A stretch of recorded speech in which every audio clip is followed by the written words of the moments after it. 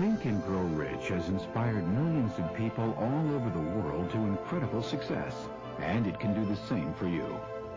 Steel tycoon Andrew Carnegie was one of the first to recognize the value of organizing and promoting specific techniques for individual achievement. And he invited a young man named Napoleon Hill to do just that. Hill answered positively with amazing results. So that you actualize them when Mr. Carnegie in your own way. sold me on organizing this philosophy, he said, I'm going to give away my money before I die as fast as I can find ways and means of giving it away without doing damage. But he said, by far the greatest part of my riches I'm entrusting to you, take to the people of the world in the form of the know-how through which I gain my money. And he said, if you carry through the cups and perfect your job, as I sincerely believe you will, you will live to see the time when you're far and away richer than I am, and when you will have made many more successful men than I have ever made. And ladies and gentlemen, when Mr. Carnegie made that statement, it is just too much for me to swallow. I have already made thousands of times more successful men than Mr. Carnegie ever had. Thousands of times, and I'm still in the process of making. With this Nightingale Conant audio program, you can write your own success story if you listen and apply the techniques you're about to learn. The classic Think and Grow Rich was the first practical philosophy of achievement ever assembled. When it was first published in book form in 1937, it shot to the top of bestseller lists and remains today the Bible for people who want to fulfill themselves and their dreams. This landmark book is presented nearly word for word in the 6 cassettes you're about to hear. Some of the language may seem rather formal for our times, but the information it imparts is as valuable today as it was when it was first released. You'll learn the 13 steps to take to gain riches, both financial and otherwise. You'll discover the starting point of all achievement, how to harness the power of autosuggestion, where the workshop of your mind is housed, and how you can persist in the face of any discouragement. Born into poverty and losing his mother when he was just a child, Napoleon Hill knew all about discouragement. But he triumphed to share this formula for success with people all over the world. A formula that he distilled from the experiences of 500 of the most successful men in the world. You'll hear from him personally in recordings made of his lectures. The rest of his material will be narrated by Joe Slattery. So let's make the first move on the road to riches. We'll begin with some highlights from the publisher's preface. The riches within your grasp cannot always be measured in money. There are great riches in lasting friendships, harmonious family relationships, sympathy and understanding between business associates, and inner harmony which brings peace of mind measurable only in spiritual value. The philosophy of Think and Grow Rich will prepare you to attract and enjoy these higher estates which always have been and always will be denied to all except those who are ready for them. Everyone desires to be rich, but not everyone knows what constitutes enduring riches. And most people believe riches to consist only in material things that money can buy. Now here is a list of the 12 things which constitute real riches. Number 1, a positive mental attitude. Observe that it heads the list. And second, sound physical health. And third, harmony in human relations. And fourth, freedom from fear. And fifth, the hope of future achievement. And sixth, the capacity for applied faith. And 7, willingness to share one's blessings with others. 8, to be engaged in a labor of love. 9, an open mind on all subjects toward all people. 10, complete self-discipline. 11, wisdom with which to understand people. And 12, financial security. Observe, if you will, with great benefit, the fact that money comes at the end of the list of the 12 things that make men rich. Be prepared when you begin to put the philosophy of Think and Grow Rich into action for a changed life which will not only ease the trials and stresses of living, but will also prepare you for the accumulation of material riches in abundance. A word from the author. In every chapter of this book, mention has been made of the money-making secret which has made fortunes for hundreds of exceedingly wealthy men whom I have carefully analyzed over a long period of years. In the chapter on faith, you will read the astounding story of the organization of the giant United States Steel Corporation, as it was conceived and carried out by one of the young men through whom Mr. Carnegie proved that his formula will work for all who are ready for it. This single application of the secret by Charles M. Schwab made him a huge fortune in both money and opportunity. Roughly speaking, this particular application of the formula was worth $600 million. These facts, and they are facts well known to almost everyone who knew Mr. Carnegie, give you a fair idea of what the reading of this book may bring to you, provided you know what it is that you want. The secret to which I refer has been mentioned no fewer than 100 times throughout this book. It has not been directly named, for it seems to work more successfully when it is merely uncovered and left in sight, where those who are ready and searching for it may pick it up. That is why Mr. Carnegie tossed it to me so quietly, without giving me its specific name. If you are ready to put it to use, you will recognize this secret at least once in every chapter. I wish I might feel privileged to tell you how you will know if you are ready. That would deprive you of much of the benefit you will receive when you make the discovery in your own way. The secret to which I refer cannot be had without a price, although the price is far less than its value. It cannot be had at any price by those who are not intentionally searching for it. It cannot be given away. It cannot be purchased for money, for the reason that it comes in two parts. One part is already in possession of those who are ready for it. The secret serves equally well all who are ready for it. Education has nothing to do with it. Long before I was born, the secret had found its way into the possession of Thomas A. Edison, and he used it so intelligently that he became the world's leading inventor, although he had but 3 months of schooling. When I was performing the 20-year task of research, which I had undertaken at Mr. Carnegie's request, I analyzed hundreds of well-known men, many of whom admitted that they had accumulated their vast fortunes through the aid of the Carnegie secret. Among these men were Henry Ford, William Wrigley Jr., George Eastman, Charles M. Schwab, Theodore Roosevelt, Elbert Hubbard, Wilbur Wright, William Jennings Bryan, John D. Rockefeller, Thomas A. Edison, F.W. Woolworth, Clarence Darrow, Woodrow Wilson, William Howard Taft, Luther Burbank, Dr. Alexander Graham Bell, United States Senator Jennings Randolph.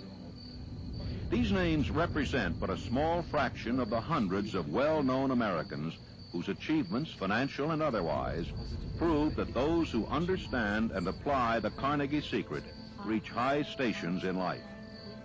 Somewhere, as you read, the secret to which I refer will jump from the page and stand boldly before you, if you are ready for it. When it appears, you will recognize it.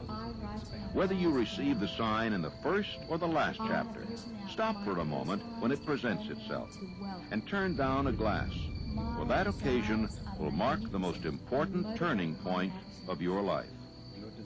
Remember, too, as you go through the book, that it deals with facts and not with fiction, its purpose being to convey a great universal truth through which all who are ready may learn what to do and how to do it.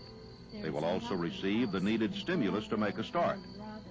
As a final word of preparation, before you begin the first chapter, may I offer one brief suggestion which may provide a clue by which the Carnegie secret may be recognized. It is this: all achievement, all earned riches have their beginning in an idea. If you are ready for the secret, you already possess one half of it. Therefore, you will readily recognize the other half the moment it reaches your mind. Napoleon Hill. And allowing your awareness to gently arrive back here, now, in this moment. Chapter 1. And as you arrive Thoughts back, are things. bringing your The man attention who to a thought his single way line of into a awareness partnership with Thomas A. that runs Edison. from the top of your head Truly, thoughts down are through things, your and body, powerful things at that, about 1 when they to are 2 mixed inches with in front of definiteness you. of purpose, persistence, and a Down burning desire through for the their center of the translation head. into riches or other material objects. And notice as Some you years ago, Edwin C. that this Barnes discovered line of how true it awareness is that which men we're really focusing do think and grow rich. can expand His as you discovery breathe did in not come about at one sitting. and contract It came little by as you little, breathe out. beginning with a burning desire to And become notice, a business associate of the great Edison. If this line has a One of the chief particular color, characteristics of Barnes' desire and if was the that color it was changes definite. with your breath, He wanted to work with or Edison, remains not the for same. him. Observe carefully the description of how he went And about on your next translating breath, his desire into reality. begin You will have a now better to understanding shrink of the this line principles which lead to riches. simultaneously When this desire or top impulse of thought and the first bottom. flashed into his mind, And he was in no position to act as upon each it. end comes Two closer to difficulties the stood in center his way. your heart, He did not know Mr. Edison, it and he did becomes not have enough more money to pay his concentrated, railroad fare to Orange, New Jersey. color brighter. These difficulties more were intense. sufficient to have discouraged the majority And of with men from each making breath, any attempt to The carry out the ends of the desire. lines But his was no slowly make their ordinary way to desire. meet in the middle. He presented himself at Mr. Edison's laboratory each breath, and announced he had come to go into the business with essence the of that inventor. line of Speaking of the awareness first meeting between becomes Barnes and Edison years increasingly later, Mr. intense. Edison said, "He And it is stood there becoming before me so looking like an intense now. ordinary tramp. In fact, as But it there was starts to something in the become expression of his face so which much like a conveyed the line impression anymore, that he was determined to get what he had but a come after. small, I radiating have learned from ball, years of experience with men light that from when a that man ball really desires a begins thing to so glow deeply like that he a is willing to light, stake his entire future on like a the single tiny turn of the center wheel of in a order to get it, supernova, he is sure to win. so I gave bright him the opportunity he asked that it is for, almost because hard I to look saw at. he had made up his mind to stand by each until he breath succeeded. Makes it Subsequent more and events more proved that no intense, mistake was made. and smaller It and could not have been the young smaller, man's until it was appearance about which the got him size his of a start in the pinhead, Edison office, for that was and definitely the intense against him. light from it It was what he radiating thought through that counted. every cell Barnes of did your not get his being. partnership with Edison on his first interview. The He light did is get a chance so to bright work in the Edison that there is offices no longer at a very any nominal place for wage. shadows, Months went by. any dark and Apparently hidden barriers nothing of your happened to body. bring nearer the coveted goal Any which cells that are Barnes had dark set and up in heavy his mind become as his now definite major filled with purpose. light. But something important was happening in And you Barnes' find that mind. since this is a He bomb, was constantly intensifying his single desire point to of become the focus of business your associate of awareness, Edison. that you can move Psychologists this have ball to correctly said anywhere that in your when body one you is wish, truly ready for a simply thing, by taking it your puts in awareness its appearance. to different parts Barnes of your was body, ready for a business association with allowing Edison. this laser Moreover, he was determined to clarity and remain purity ready of until he intention got that which he was that seeking. beam that intense He did not say to supernova himself, of light "Oh, well, what's the use? any I place guess in I'll your change my body mind and try may for a salesman's job." that is not But he did already say, filled with "I came here to go into business with Edison, and I'll accomplish this now end that if your it takes body the and remainder mind of are my filled life." with the intense light He of your meant it. unwavering focus. What a different story men would have Take to this tell light, if only they would adopt a definite awareness, purpose and stand by that out purpose into the realm until it had of your time to life become an this week. all-consuming obsession. Right now, Maybe young Barnes did not know beam it at this the time, focus into but any his parts of your bulldog life determination, right now his persistence in that you would standing like back to of a see single improved. desire was destined to mow down all Beam it into opposition your and bring him the opportunity he was your seeking. loved ones, When the opportunity came, to those with whom it your appeared in a relationships different could be form improved. and from a different direction than Barnes had Beam it expected. into your business and This welcome is it. one of the tricks of opportunity.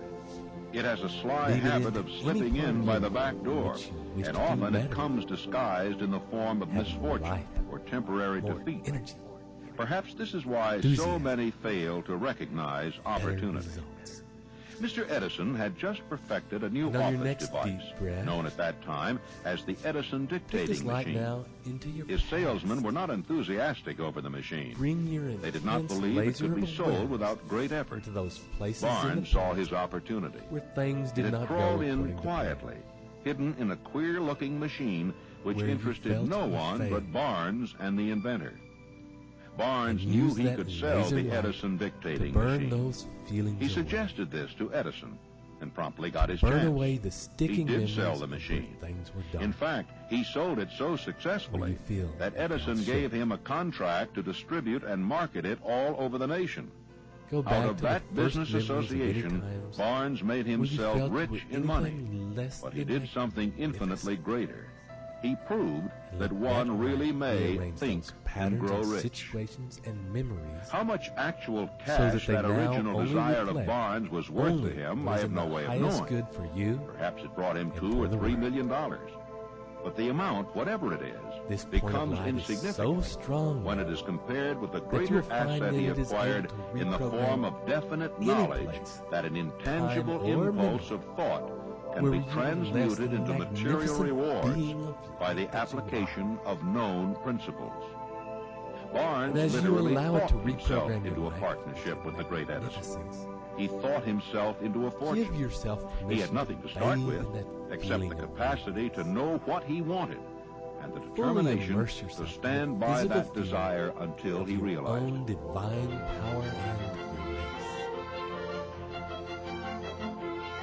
And as you hang out in One that of the most feeling, common causes of failure allow the is the words habit and of quitting special sounds when one to is flow overtaken through by temporary defeat. cool breeze. Every to a person is big guilty of this old mistake at tree. one time or another. An uncle of R.U. the Darby leaves was caught by the gold while fever your in the gold powerful rush roots days and went west to ripped dig and the grow earth. rich. He had never heard that more gold has been mined from the thoughts of men than has ever been taken from the earth. He staked a claim and went to work with pick and shovel. After weeks of labor, he was rewarded by the discovery of the shining ore. He needed machinery to bring the ore to the surface. Quietly, he covered up the mine, retraced his footsteps to his home in Williamsburg, Maryland, told his relatives and a few neighbors of the strike. They got together money for the needed machinery and had it shipped. The uncle and Darby went back to work the mine. The first car of ore was mined and shipped to a smelter. The returns proved they had one of the richest mines in Colorado. A few more cars of that ore would clear the debts. Then would come the big killing and profits. Down went the drills. Up went the hopes of Darby and uncle. And then something happened. The vein of gold ore disappeared. They had come to the end of the rainbow, and the pot of gold was no longer there. They drilled on, desperately trying to pick up the vein again, all to no avail. Finally, they decided to quit. They sold the machinery to a junk man for a few $100s and took the train back home. The junk man called in a mining engineer to look at the mine and do a little calculating. The engineer advised that the project had failed because the owners were not familiar with fault lines. His calculations showed that the vein would be found at just 3 feet from where the Darbys had stopped drilling. That is exactly where it was found. The junk man took millions of dollars in ore from the mine because he knew enough to seek expert counsel before giving up. Long afterward, Mr. Darby recouped his loss many times over when he made the discovery that desire can be transmuted into gold. The discovery came after he went into the business of selling life insurance. Remembering that he lost a huge fortune because he stopped 3 feet from gold, Darby profited by the experience in his chosen work by the simple method of saying to himself, I stopped 3 feet from gold, but I will never stop because men say no when I ask them to buy insurance. Darby became one of a small group of men who sell over $1 million in life insurance annually. He owed his stickability to the lesson he learned from his quitability in the gold mining business. Before success comes in any man's life, he is sure to meet with much temporary defeat and perhaps some failure. When defeat overtakes a man, the easiest and most logical thing to do is to quit. That is exactly what the majority of men do. More than 500 of the most successful men this country has ever known told the author their greatest success came just one step beyond the point at which defeat had overtaken them. Failure is a trickster with a keen sense of irony and cunning. It takes great delight in tripping one when success is almost within reach. A 50-cent lesson in persistence. Shortly after Mr. Darby received his degree from the University of Hard Knocks and had decided to profit by his experience in the gold mining business, he had the good fortune to be present on an occasion that proved to him that no does not necessarily mean no. One afternoon, he was helping his uncle grind wheat in an old-fashioned mill. The uncle operated a large farm on which a number of sharecrop farmers lived. Quietly, the door was opened, and a small child, the daughter of a tenant, walked in and took her place near the door. The uncle looked up, saw the child, and barked at her roughly. "What do you want?" Meekly, the child replied, "My mammy say send her 50 cents. "Oh, now do it," the uncle retorted. "Now you run on home." "Yes, sir," the child replied, but she did not move. The uncle went ahead with his work, so busily engaged that he did not pay enough attention to the child to observe that she did not leave. When he looked up and saw her still standing there, he yelled at her, "I told you to go home. Now go or I'll take the switch to you." The little girl said, "Yes, sir," but she did not budge. The uncle dropped a sack of grain he was about to pour into the mill hopper, picked up a barrel stave, and started toward the child with an expression on his face that indicated trouble. Darby held his breath. He was certain he was about to witness an assault. He knew his uncle had a fierce temper. When the uncle reached the spot where the child was standing, she quickly stepped forward one step, looked up into his eyes, and screamed at the top of her shrill voice, "My mammy's gotta have that 50 cents. The uncle stopped, looked at her for a minute, and then slowly laid the barrel stave on the floor, put his hand in his pocket, took out $50 and gave it. The child took the money and slowly backed toward the door, never taking her eyes off the man whom she had just conquered. After she had gone, the uncle sat down on a box and looked out the window into space for more than 10 minutes. He was pondering with awe over the whipping he had just taken. Mr. Darby, too, was doing some thinking. How did she do it? What happened to his uncle that caused him to lose his fierceness and become as docile as a lamb? What strange power did this child use that made her master of the situation? These and other similar questions flashed into Darby's mind, but he did not find the answer until years later when he told me the story. And allow yourself Strangely, now the story of this unusual experience was told to the author in the old mill, and as you fully on the very arrive spot where the at uncle greatness, took his this whipping. time and place, As we stood there in that begin musty to bring old into mill, your consciousness Mr. Darby repeated the the things story that of you the most unusual deeply conquest desire, and finished by asking, your goal, "What can you make of it? What your strange most power did that magnificent child use secret that so vision. completely whipped my uncle?" Forget for now the The answer to material his objects question like will be cars found and in the fancy principles clothes, described in this book. and envision your The life answer as is the full and pure, complete. It unadulterated contains yearnings details of your and most instructions divine sufficient to enable calling. anyone to understand and apply Summon the in as same much force clarity, which the little child as much feeling, accidentally and as stumbled much upon. detail as you can. Keep your mind alert. The You life will of your observe dreams exactly what and the strange person power came you to the most rescue of the wish to child. be. You will catch a glimpse of this power in the How next are your chapter. relationships? Somewhere in the Your book, family, you will find your an children. idea that will quicken your How are you receptive with them? powers and place at What are your you doing? command for your own benefit How much this same laughter is there? irresistible power. How much intimacy? The awareness of this power may come What to were you your in the goals? first chapter, And or how it may have you flash into achieved your them? mind in some subsequent chapter. Where do It you may live? come in the form of a single idea, Where do you work? or it may come in the nature of a plan What sort or of a purpose. person are you? Again, it may cause you to go Are you back the into your happiest past person you know? experiences of failure or defeat and bring to And the as you are surface formulating some this lesson picture, by which you can regain make all any that you changes lost you through need defeat. to improve. After I had described to Mr. Darby the power And when unwittingly is this used by the picture? little child, he quickly How far retraced into the his future 30 is it from years of now? experience as a life insurance salesman What and steps did frankly you take to acknowledged achieve that his this success beautiful in that reality? field was due in no small degree to the What did you lesson he had contribute to learned the from the world child. around you? Mr. Darby pointed out, every How time a have you sought prospect and tried to acted to bow make me the out world a without better buying, place? I saw And how that have you child benefited standing from this there in the action? old mill, her big eyes How are you glaring in maintaining your defiance. success? And I said to myself, How have you maintained and sustained your health? The better portion of all sales I have made were made after people had said How have you proactively stayed in the He flow of recalled, life? too, his mistake in having stopped and only stayed 3 in feet sync from goal. with the universe. But he said, that experience was a blessing Take in a moment. disguise.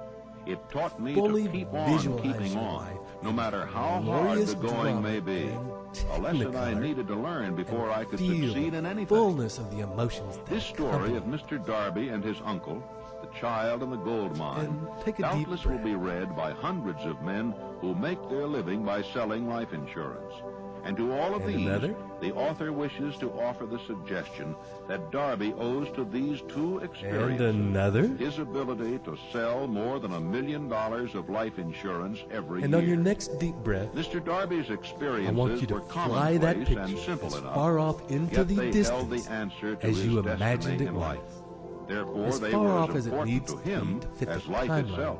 you had He in your profited sweet by vision. these 2 dramatic experiences And because with that he vision off in the analyzed distance, them and found the lesson bring they your taught. attention to the space But what of between the it man who has neither and the you? time nor the inclination to study failure And fill that in gap search with of all the knowledge that obstacles may you lead to foresee success? may get in your way. Where and or how is are he in to your learn way. the art of converting defeat into with stepping stones to Your opportunity? vision in In splendid answer to color. these questions, this book was written. Imagine the obstacles in black The and answer white. called for a description They of only 13 need black and white principles. because they're not But remember, as you read, the answer you may be seeking, And when this the questions space which is have as caused full you of to obstacles as ponder you over need the it to be strangeness in of order to life, feel the may be pressures of found life, in your own mind I want you through to some again idea, plan, or bring purpose, the which light of may your spring awareness. into your mind as you read. white-hot supernova One of sound your idea focus and is desire. all one needs to Lock achieve that success. laser onto your The vision. principles described in this book contain ways as you and means lock of onto your target, creating useful You ideas. find you are Before automatically we go any drawn further toward, in our approach to the description of these irresistibly principles, pulled directly at we it. believe you are entitled to And as you receive are this pulled, important suggestion. Obstacles in your way When are riches simply begin to brushed to come, one side or the they other. come so quickly in such great abundance Nothing can that withstand one wonders force where they have that been hiding focus. during all those lean years. Nothing can hold back This the is an tide astounding of your energized statement, desire. and all the more so when we take into consideration the You are popular belief that irrevocably riches come magnetized to only your to goal. those who work hard and long. So unstoppable is its When you force begin to think that any and grow and rich, all you obstacles will observe that riches simply melt begin with a state of mind, shunder with before definiteness of its purpose, intensity. with little or no hard work. You and every And other see your person goal rush ought up to be closer interested in knowing and how to closer acquire that state until of mind which snap! will attract riches. It I spent lands 25 in years the in here research because and I now. too wanted to know in how wealthy this men moment. became that way. Pow! My brother and I And it had fills your matriculated reality. at Georgetown University Law School intending to become lawyers. We didn't have any money, but I did have ability to write, and And when I you are ready, promised that I would take a write deep stories breath about successful and men, allow these feelings to sell them fully to rest in magazines, your and pay our way through. And my first assignment, fortunately, was And with taking Andrew another deep Carnegie in breath. Pittsburgh. He and gave coming me up to 3 the here hours. and now. And when the 3 hours And were when over, you are ready, he said, "Now opening your this eyes, interview is just beginning. Come on out and when the this house, recording stay all night, finishes, and, take a few after moments dinner, to we'll sit take up the right interview down again." He kept me there or 3 adjust days and your nights. deepest vision. Your definite chief And aim. believe you me, I was Do it more on than paper. flattered. I wondered what it was all Write a about. summary in 25 words or less. He kept talking to me about the need for a new listen to this philosophy. He said, meditation "We've had many again philosophies and from the again, days of Socrates and allow it to Plato on consolidate down to the days your of William grandest James and vision Emerson. and your But most of them dealt with the magnificent moral self. laws of life. What we need is an economic philosophy for the man of the streets that will enable him to make use of I the hope you enjoyed know-how this as gained much as by we men enjoyed like working myself with you in this over a way. lifetime of experience. And until listen again, Well, it sounded I invite you to live very every nice to moment me, with except for your one thing. passionate I didn't know desire, exactly what that word a philosophy meant. consuming obsession in your heart.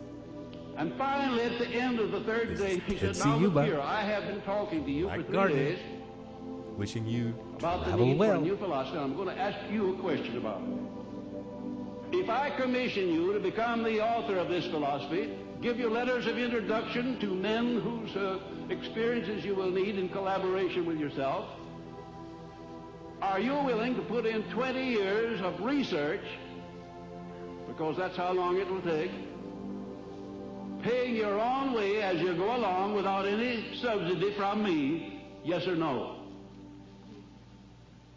Ladies and gentlemen, there have been many times in my life when I have faced difficult problems and difficult decisions, and I don't think I ever faced one more embarrassing than that. Because when Mr. Carnegie put that proposition to me, my hand was down in my pocket, and I was fiddling with the money that I had there just about enough to get back to Washington, and if I had to stay at a hotel instead of Mr. Carnegie's house, I wouldn't have had that much. I didn't even know the meaning of the word philosophy. And here the richest man in the world wanted me to go to work for him for 20 years without pay. Wasn't that a situation for you? I started to tell Mr. Carnegie, I started to do just exactly what you or the most of us people would have done under the same circumstances. And what do you think that was? Hi. What would you have done if you had faced that sort of proposition? Specially going to work for 20 years without any pay for the richest man in the world. Fully understand the principles of the new yes, that's what I was about to do. At the very deepest. But something inside of me wouldn't let me open my mouth until I got a hunch that if Mr. Carnegie had kept me there for 3 days, it must have been for a purpose. Ready to take you on this but he second must have seen something in me that I didn't know was there. Journey of also, that a man with Mr. Carnegie's reputation for picking men certainly didn't pick me to do a job like that unless he knew I had the ability to do it. And won't be disturbed. And whatever this something was, this and in a moment, silent, invisible person was standing, looking over my shoulder and whispering in my ear, said, "Go ahead and tell him yes." And with each out-breath, I said, "Mr. Carnegie, I not only will accept the commission, sir, but you may depend upon it that I will complete it." He said, "I like the way you ended that sentence up, and I think you'll do it. You have the job." Observe very closely. As soon as you master the principles of this philosophy and begin to follow the instructions for applying those principles, your financial status will begin to improve, and everything you touch will begin to transmute itself into an asset for your benefit. Impossible? Not at all. Bringing attention. One of the main weaknesses of mankind is the average man's familiarity with the word impossible. He knows all the rules which will not work. He knows all the things which cannot be done. This book was written for those who seek the rules which have made others successful and are willing to stake everything on those rules. Success comes to those who become success conscious. Failure comes to those who indifferently allow themselves to become failure conscious. And for a moment, the object of this book is to help all who seek it to learn the art of changing their minds from failure consciousness to success consciousness.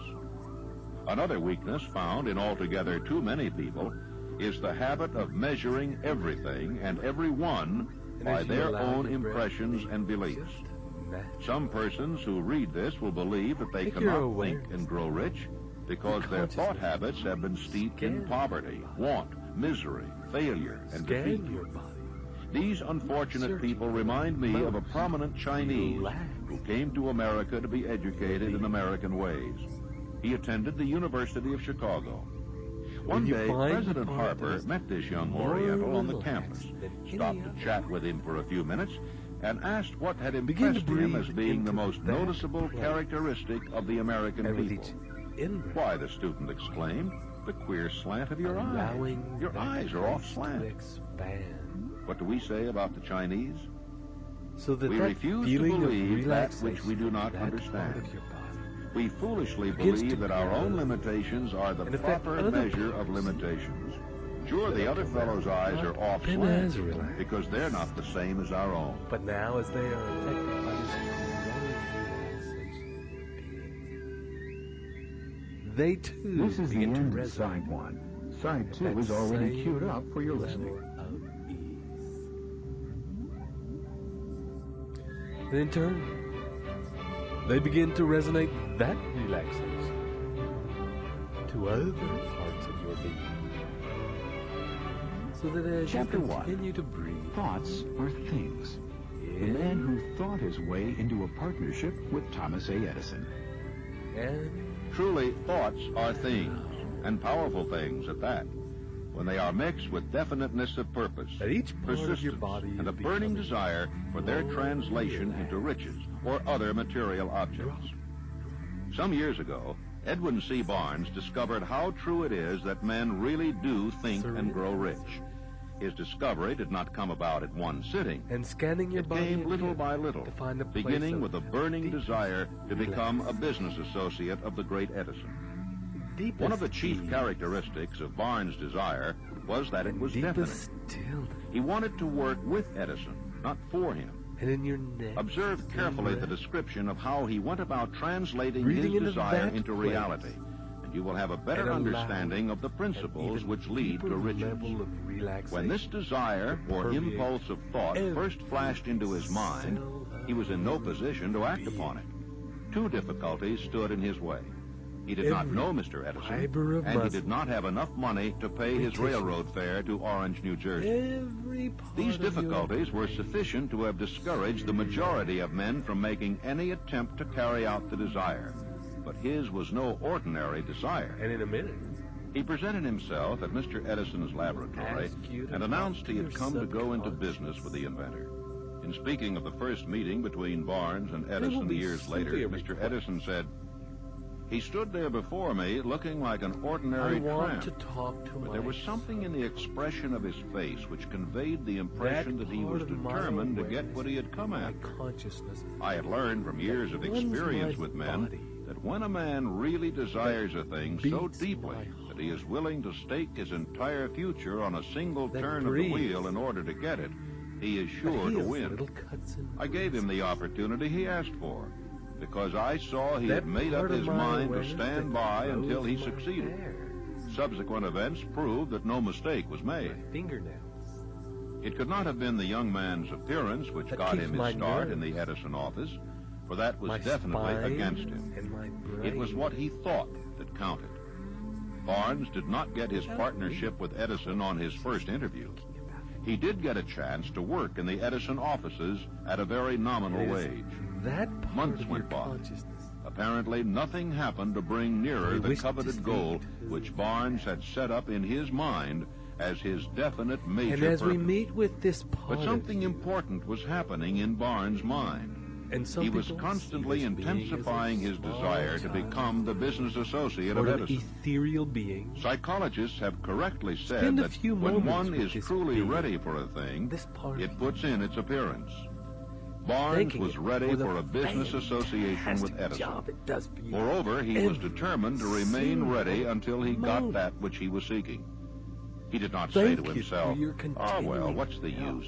I guess I'll change my mind and try for a Thank salesman's it job." for the tireless But he did job say, it does "I in came attending here to the go into needs business with Edison, and I'll accomplish this end Without if you it takes the having to remainder deal of with my it. life." Be conscious. He meant it. What a different story men would have to tell if only they would adopt And a ask this definite being purpose if and there's stand by anything that purpose it until it wants had time to you. become an all-consuming obsession.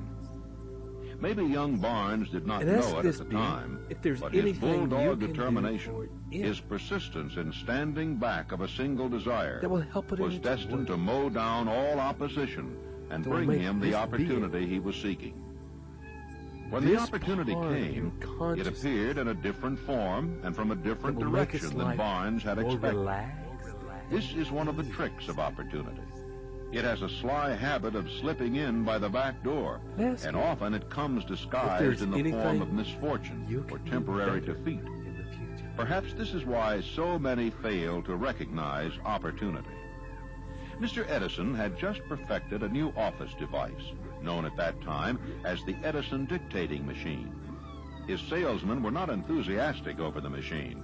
They did not believe it could be sold without great effort. Barnes saw his opportunity. It had crawled in quietly, hidden in a queer-looking machine And which when you interested finish no one but Barnes and the inventor. Barnes knew he could sell the Edison dictating machine. Merge He suggested this to Edison and promptly got his chance. with He this did sell the machine. spectacular In fact, he sold it so successfully that Edison gave him a contract to distribute and market it all over the nation. your Out of that business association, Barnes made himself rich in money. But he did And with something its infinitely greater. He proved that Step one your really life may think into and its grow rich. How much actual cash that original desire of Barnes was worth to him, I have no way of knowing.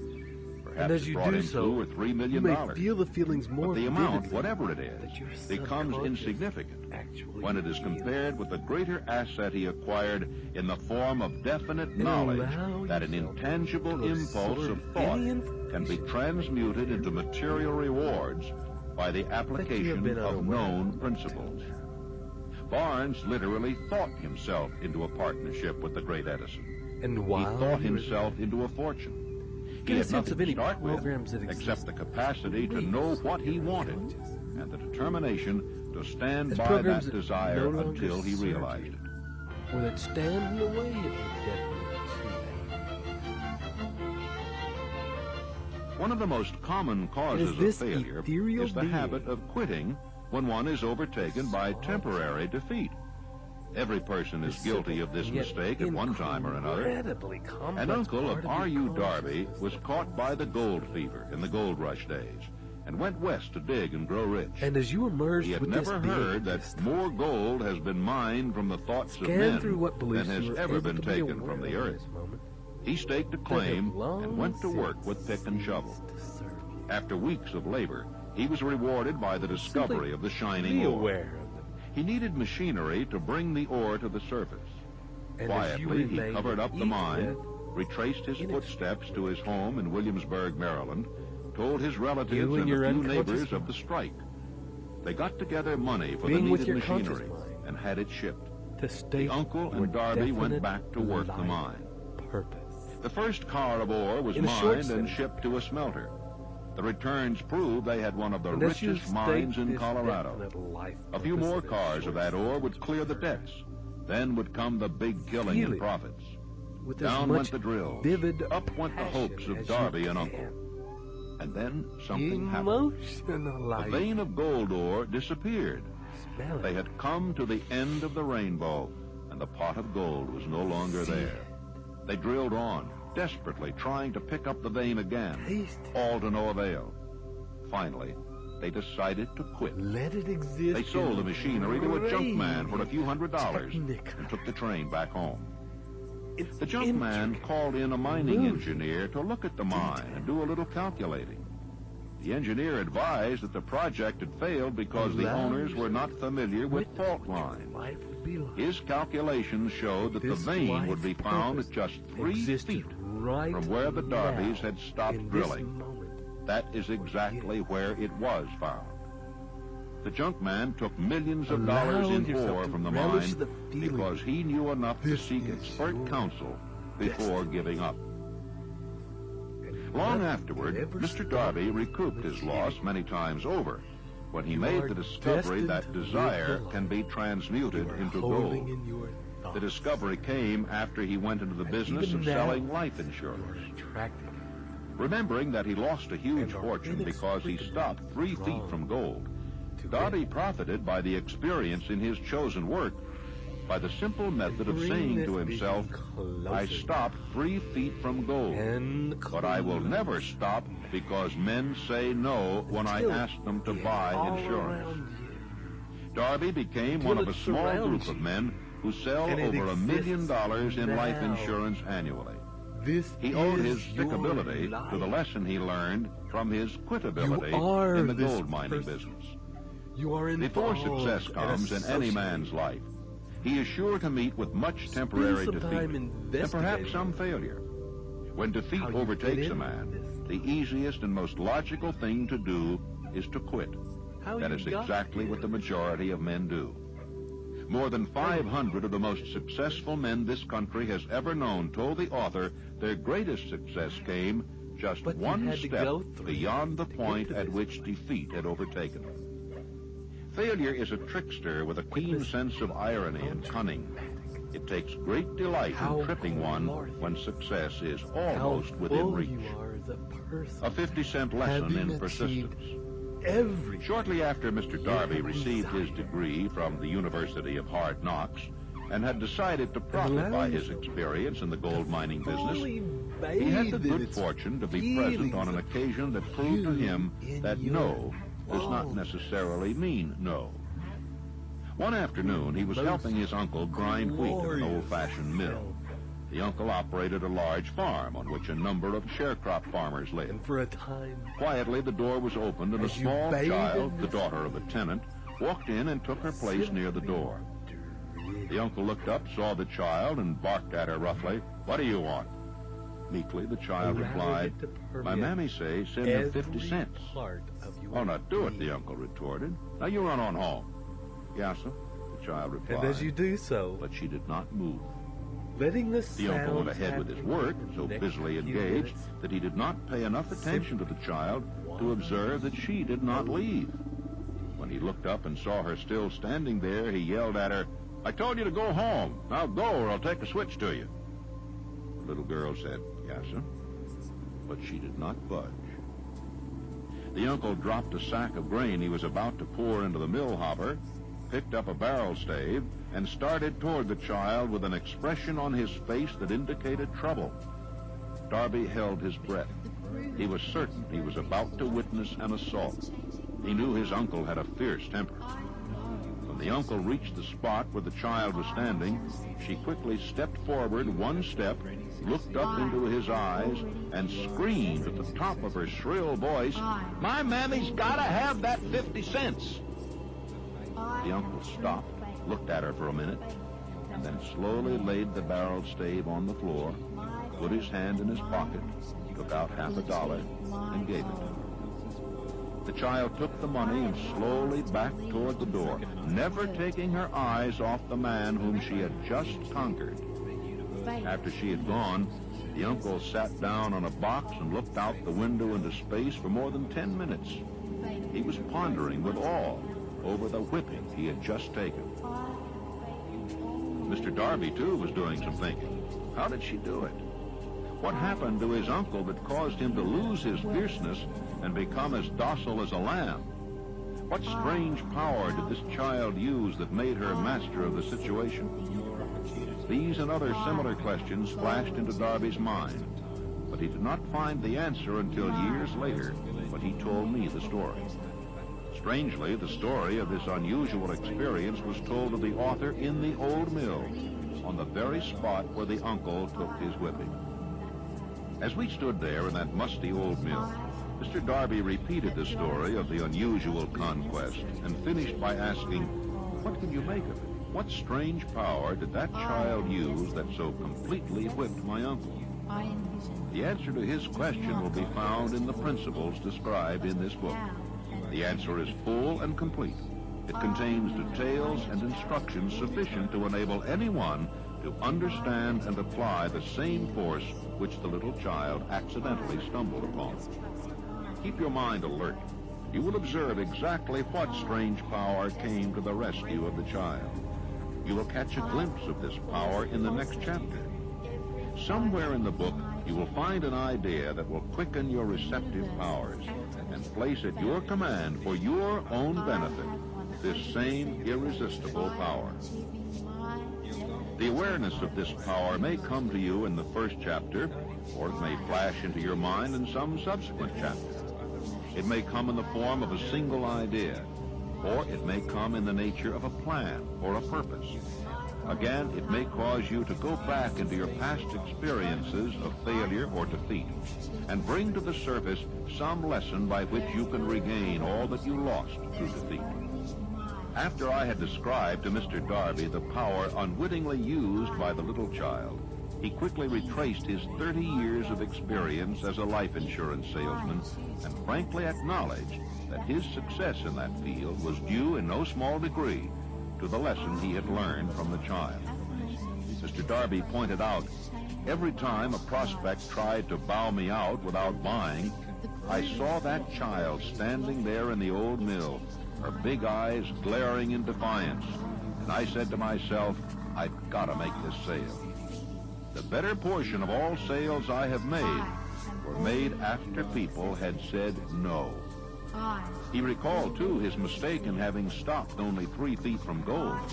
But, he said, that experience was a blessing in disguise. It taught me to keep on keeping on, no matter how hard the going may be. A lesson I needed to learn before I could succeed in anything. This story of Mr. Darby and his uncle, the child in the gold mine, doubtless will be read by hundreds of men who make their living by selling life insurance. And to all of these, the author wishes to offer the suggestion that Darby owes to these two experiences his ability to sell more than $1 million of life insurance every year. And at the same Mr. Darby's experiences were commonplace and simple enough, yet they held the answer to his destiny in life. Therefore, they were as important to him as life itself. He profited by these two dramatic experiences because he analyzed them, found the lesson they taught. But what of the man who has neither the time nor the inclination to study failure in search of knowledge that may lead to success? Where and how is he to learn the art of converting defeat into stepping stones to opportunity? In answer to these questions, this book was written. The answer called for a description of 13 principles. But remember, as you read the answer, you may be seeking to the questions which have caused you to ponder over the strangeness of life may be found in your own mind through some idea, plan, or purpose which may spring into your mind as you read. And beginning to leave one sound idea is all one needs to achieve success. The principles described in this book contain ways and means of creating useful ideas. Before we go any further in our approach to the description of these principles, we believe you are entitled to receive this important suggestion. When riches begin to come, they come so quickly, in such great abundance, that one wonders where they have been hiding during all those lean years. This is an astounding statement, and all the more so when we take into consideration the popular belief that riches come only to those who worked hard and long. When you begin to think and grow rich, you will observe that riches begin with a state of mind, with definiteness of purpose, with little or no hard work. You and every other person ought to be interested in knowing how to acquire that state of mind which will attract riches. I spent 25 years in research because I, too, wanted to know how wealthy men became that way. My brother and I had matriculated at Georgetown University Law School intending to become lawyers. We didn't have any money, but I did have the ability to write, and I promised that I would write stories about successful men, sell them to magazines, and pay our way through. And my first assignment, fortunately, was with Andrew Carnegie in Pittsburgh. He gave me 3 hours. And when the 3 hours were over, he said, now, this interview is just beginning. Come on out the house, stay all night. And after dinner, we'll pick up the interview again. He kept me there 3 days and nights. And believe you me, I was more than flattered. I wondered what it was all about. And as you converse, thank this being. He kept talking to me about the need for a new philosophy. He said, we've had many philosophies from the days of Socrates and Plato on down to the days of William James and Emerson. But most of them dealt with the moral laws of life. What we need is an economic philosophy for the man of the streets that will enable him to make use of the know-how gained by men like myself over a lifetime of experience. Well, it sounded that you can do very nice to me, except for one thing. I didn't know exactly what that word philosophy meant. And finally, at the end of the third day, he said, now look here, I have been talking to you for 3 days about the need for a new philosophy. I'm going to ask you a question about it. If I commission you to become the author of this philosophy, give you letters of introduction to men whose experiences you will need in collaboration with yourself, are you willing to put in 20 years of research? And with this permission, because that's how long it will take. Forward. Paying your own way as you go along without any subsidy from me, yes or no? And the body of the subconscious mind with which ladies and gentlemen, there have been many times in my life when I have faced difficult problems and difficult decisions. I don't think I ever faced one more embarrassing than that. Because when Mr. Carnegie put that proposition to me, my hand was down in my pocket. And as your body merges, and I was fiddling with the money that I had there, just about enough to get back to Washington. And if I had to stay at a hotel instead of Mr. Carnegie's house, I wouldn't have had that much. I didn't even know the meaning of the word philosophy. Those thoughts of the And here the richest man in the world wanted me to go to work for him for 20 years without pay. Those awarenesses. Wasn't that a situation for you? To the Holocaust. I started to tell Mr. Carnegie, I started to do just exactly what you or the most of us people would have done under the same circumstances. And what do you think that was? And allow what would you have yourself done to if you would have faced fully that sort of feel proposition, going to work for 20 years without any pay for the richest man in the world? Well, yes, that's what I was about to do. But something inside of me wouldn't let me open my mouth until I got a hunch that if Mr. Carnegie had kept me there for 3 days, it must have been for a purpose. That he must have seen something in me that I didn't know was there. Do you feel ready? Also, that a man with Mr. Carnegie's reputation for picking men certainly didn't pick me to do a job like that unless he knew I had the ability to do it. State again. And whatever this something was, this silent, invisible person who was standing, looking over my shoulder and whispering in my ear, said, "Go ahead and tell him yes." And allow. I said, "Mr. Carnegie, I not only will accept the commission, sir, but you may depend upon it that I will complete it." He said, "I like the way you ended that sentence up, and I think you'll do it. You have the job." Very Observe very closely. As soon as you master the principles of this philosophy and begin to follow the instructions for applying those principles, your financial status will begin to improve, and everything you touch will begin to transmute itself into an asset for your benefit. Impossible? Not at all. One of the main weaknesses of mankind is the average man's familiarity with the word impossible. He knows all the rules which will not work. He knows all the things which cannot be done. This book was written for those who seek the rules which have made others successful and are willing to stake everything on those rules. To see the visions that you see of this life who become success conscious. Manifest.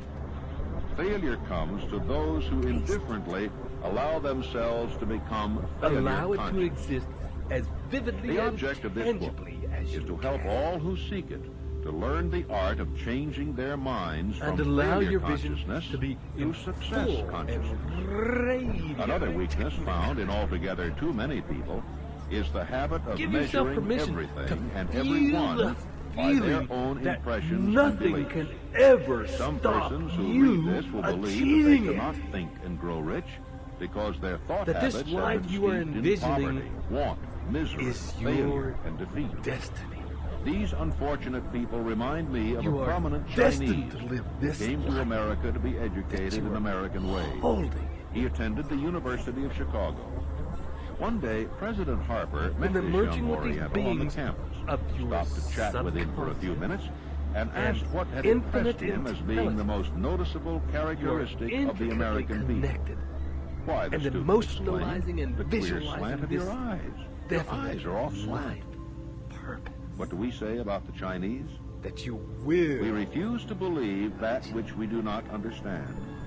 We foolishly believe that our own limitations are the proper measure of limitation. Sure, the other fellow's eyes are off slant because they're not the same as our own. It is on its way. It is inextricably drawn to reality. And bring this vision closer and closer. Chapter 1 continued. Bring Thoughts are things. The impossible Ford Allow it V8 to motor. exist all When Henry Ford decided to produce his famous V8 motor, now. he chose to build an engine This with is the entire real. 8 cylinders cast in one block. This is and instructed his how engineers to you produce are. a design for the engine. This is you. The design was placed on paper, This is but the engineers your agreed to a life. man that it was You simply stand impossible to down cast an in your 8-cylinder engine fullest block in and one piece. most divine Ford said, and "Produce it anyway." glorious self. But they replied, "It's impossible." "Go ahead," Ford commanded, "and stay on the job until you succeed, no matter how much time is required." The engineers went ahead. There was nothing else for them to do if they were to remain on the Ford staff. To enjoy 6 months went by. Nothing happened. In this Another 6 months passed, and still nothing happened. And the as you engineers bathe in tried this, every conceivable plan to carry out the orders, but the thing seemed out of the you are question. a person. Impossible. And at the At the end of the same year, time, Ford checked with his be engineers, aware and of again your they informed intimate him that they had found deep no way to carry out his orders. Go right ahead, said Ford. I want it, and I'll have it.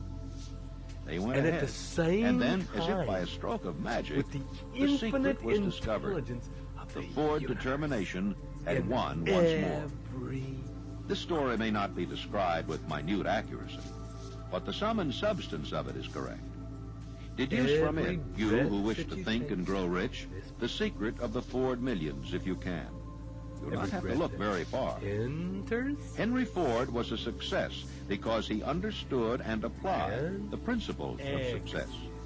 One of these is desire, knowing what one wants. carries with Remember it this Ford story as you read, and spirit pick of out the connection lines in which the secret of his stupendous thee. achievement have been described. If you can do this, if you can lay your finger on the particular group of principles which made Henry Your Ford awareness rich, is you always can connected. equal his achievements in almost any calling for which you are suited. and allowing yourself this connection and this vision.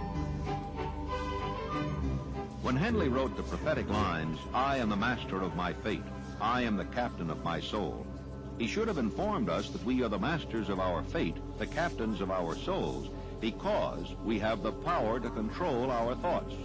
He should have told us that our brains become magnetized with the dominating thoughts which we hold in our minds, and by means with which no man is familiar, these magnets attract to us the forces, the people, the circumstances of life which harmonize with the nature of our dominating thoughts. He should have told us that before we can accumulate riches in great abundance, we must magnetize our minds with intense desire for riches, that we must become money conscious until the desire for money drives us to create definite plans for acquiring it. But being a poet and not a philosopher, Henley contented himself by stating a great truth in poetic form, leaving those who followed him to interpret the philosophical meaning of his lines.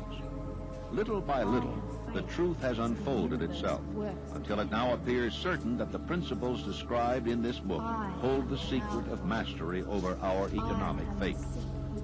We are now ready to examine the first of these principles.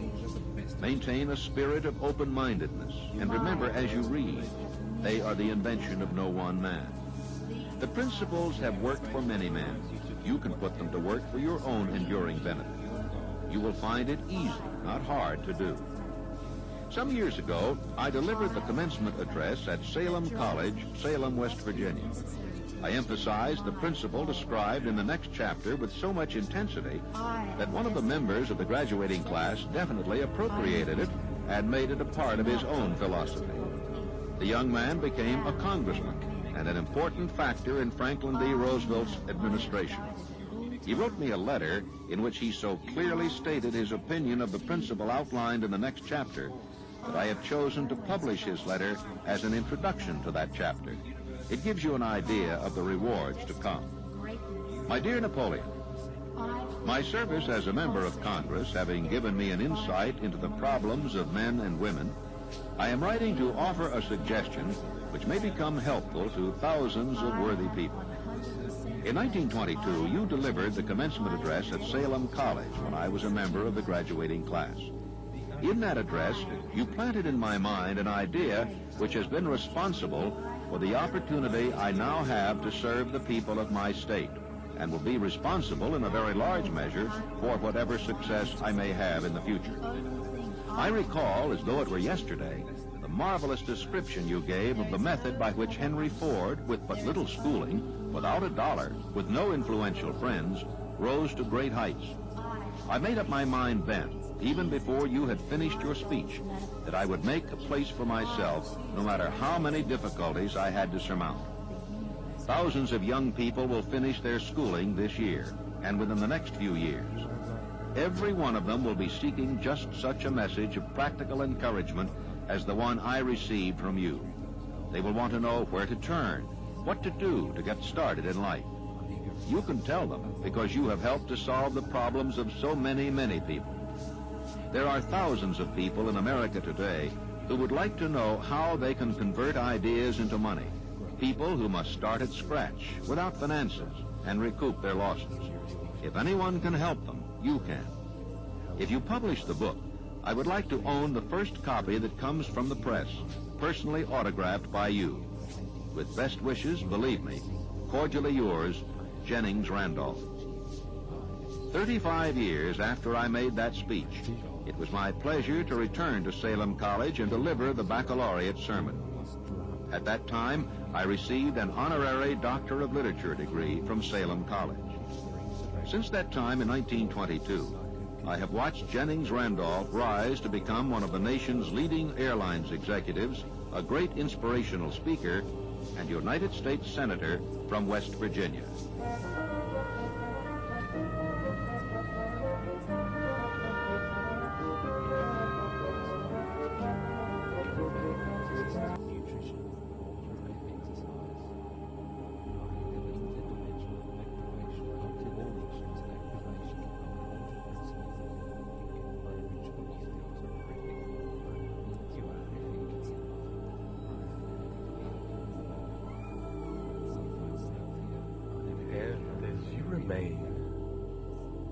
With each breath, connected to subconscious and infinite intelligence.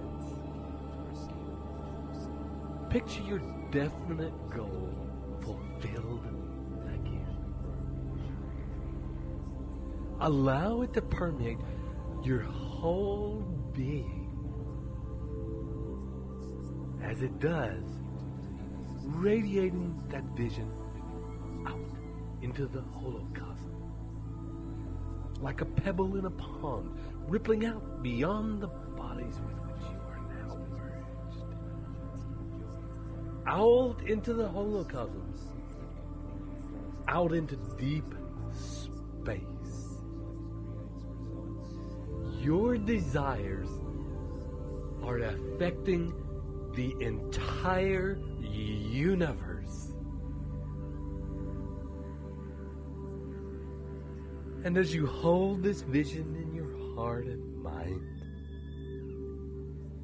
pay special attention this time to seeing yourself in this vision. How do you fit into this vision? See yourself at the very center. At the very center of this vision. The center of infinite intelligence. The center of the universe.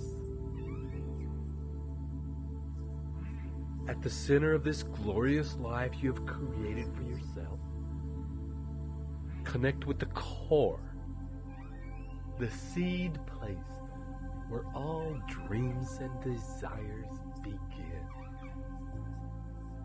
The very pinpoint around which all things revolve.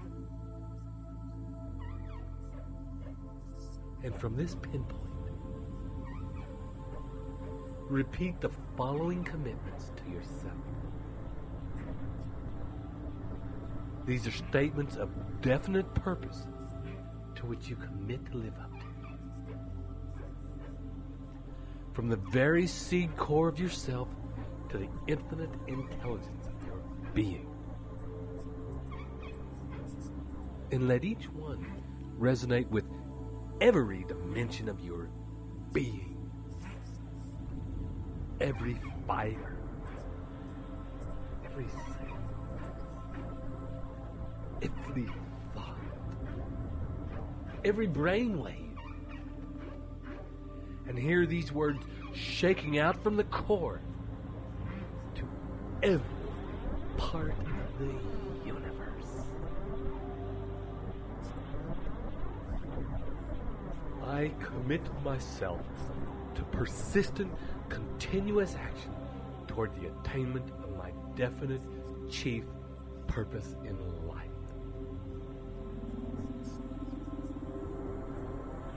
I promise to myself to invest time daily visualizing my purpose in life and the person I intend to become. And I do this with as much feeling and sensory acuity as I can. I make it a point to vacagum my visions. In this way, I allow these visions to dominate my thoughts, my actions, and to transform themselves into physical reality. Take a deep breath.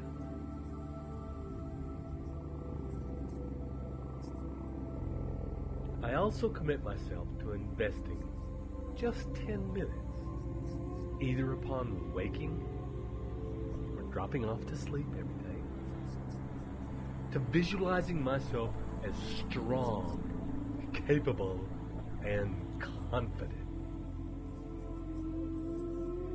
And as I do, each time I step into the vision, I experience myself fully as that person.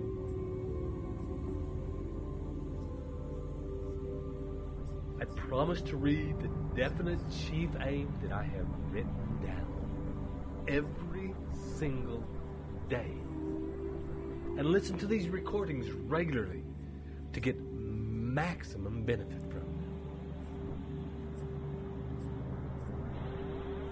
And I further promise here and now to never stop trying until I have developed sufficient self-confidence to attain my greatest desires.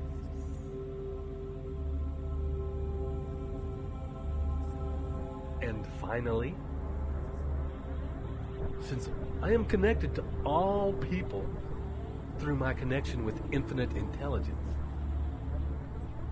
I hereby commit myself to act in love, to seek the benefit of all, and to focus all of my endeavors to serve the highest good.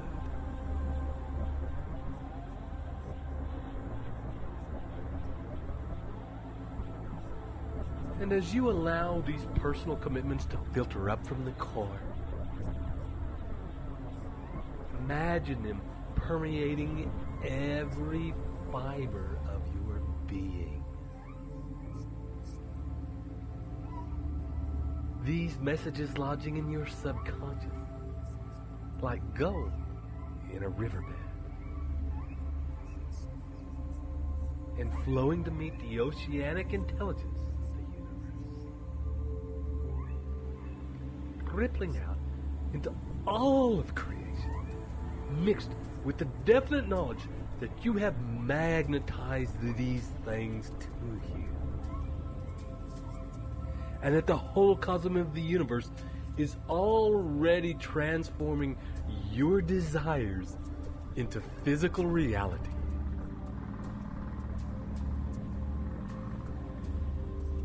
And maintaining that feeling of connection with your subconscious and with infinite intelligence, begin now to come back to the here and now, in this room, at this time. And know as you return that you can enter this space as often as you like to accelerate the reprogramming of your subconscious and to accelerate the transformation into reality of your definite chief purpose in life, which is already on its way. And on your next deep breath, I'll begin to count it. 1, 2, 3. Coming back now. 4, 5. Halfway back. 6. Beginning to move your body, wiggling your toes. 7, 8. Having a stretch. 9, 10. Open your eyes. And I'd like to thank you for allowing us to work with you in this way. For building your faith. Your destiny is coming to greet you. And I invite you to live every moment with that level of faith and commitment expressed in every moment of your life. This is Ted Ciuba. And Mike Gardner here with you as well. Wishing you travel well. And we'll see you soon.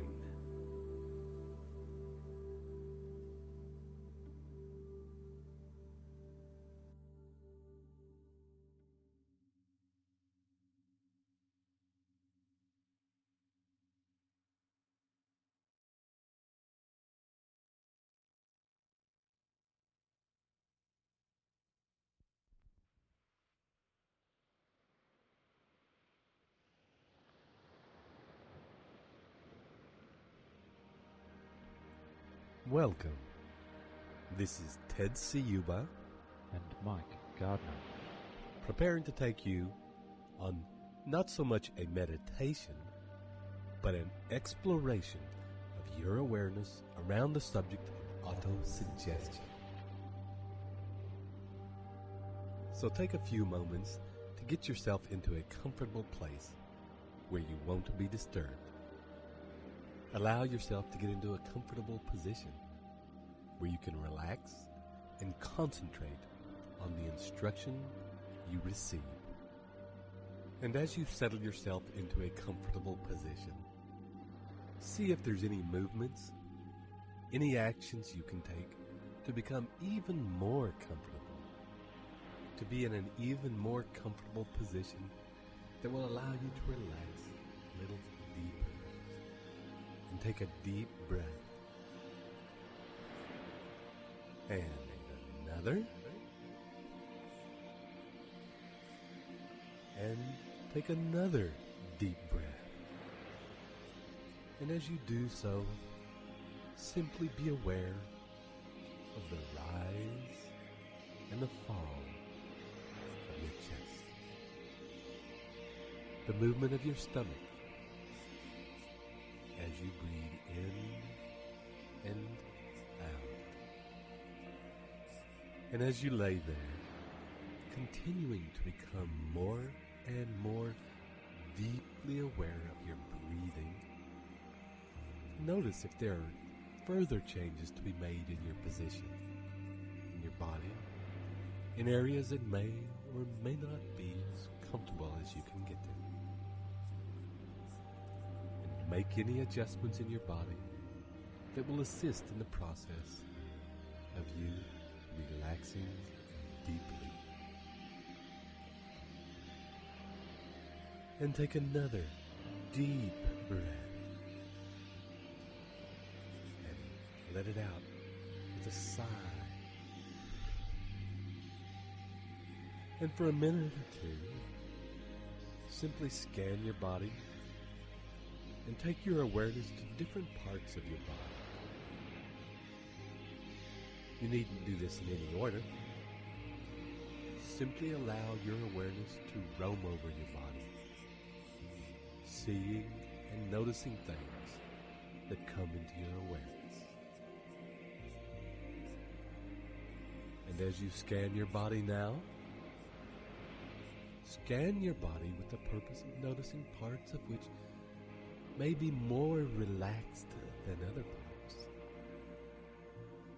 And in fact, seek out, using your awareness, the part of your body that is the most relaxed,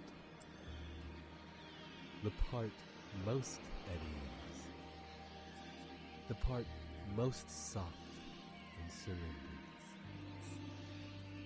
And spend some time focusing on that part, breathing into it, and allowing it with each breath to expand. Each in-breath, it grows a little bigger and begins to affect the parts of the body that are immediately adjacent to it. As those parts become more relaxed, they in turn affect parts adjacent to them,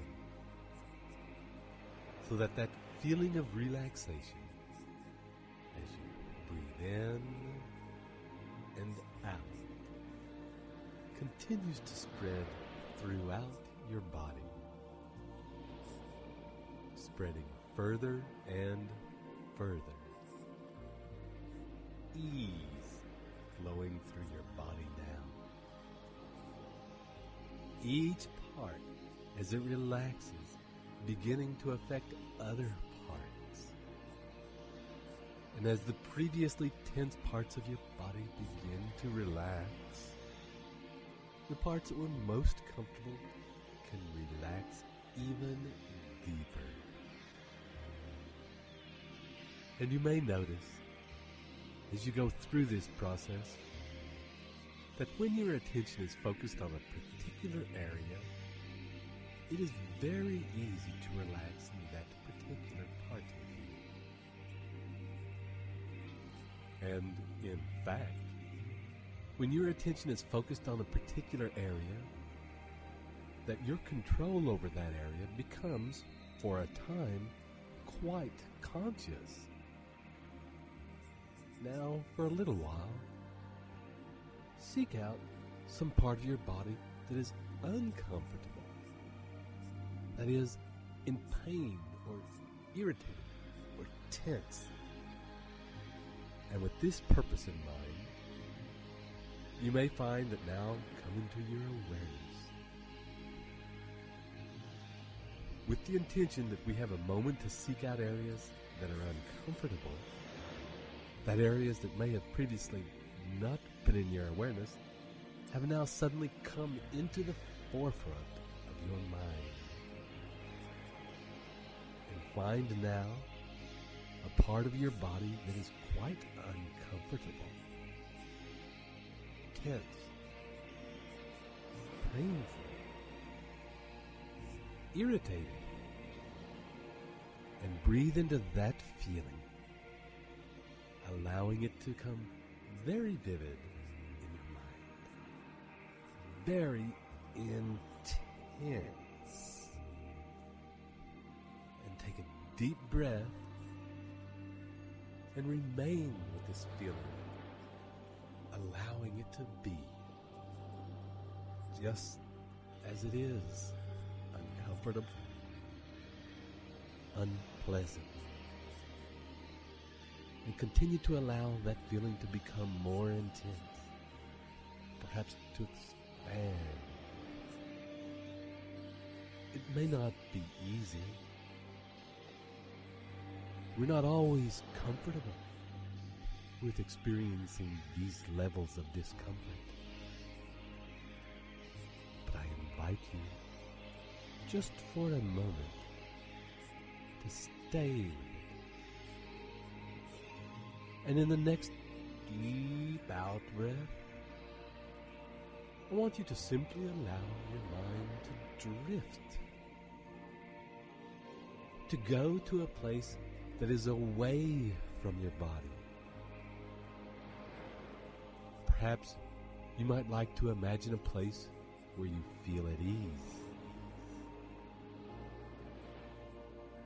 and to allow yourself to relax.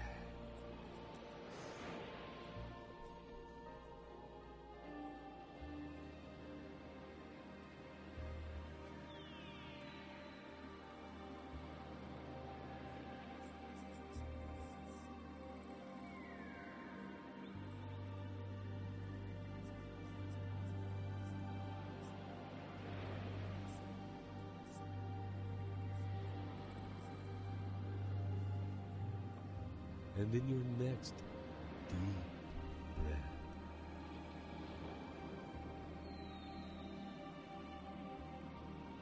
allow yourself to gently return to your body. And without any agenda. Simply notice how it is. Whether things are the same or different. And allow yourself again, for a few moments, to simply drift, returning to the place where you felt at ease. And for a few moments, allow yourself to drift,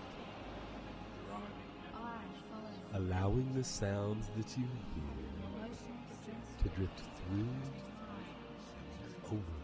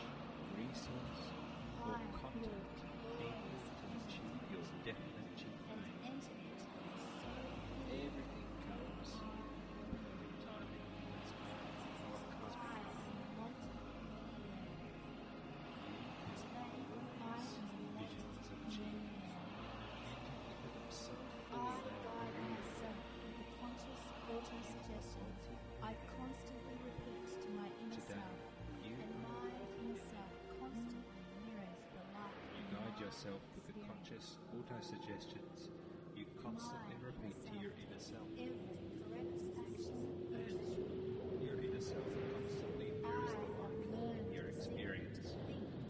and grow. Your inner self makes every correct action Learn the secret, and I apply You it. have learned the secret to think and grow rich.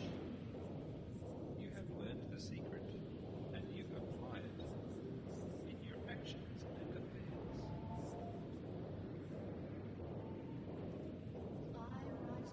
You write out and commit to memory affirmations, auto-suggestions. Charge myself all times Charge yourself at all times of the day and night with positive auto-suggestions.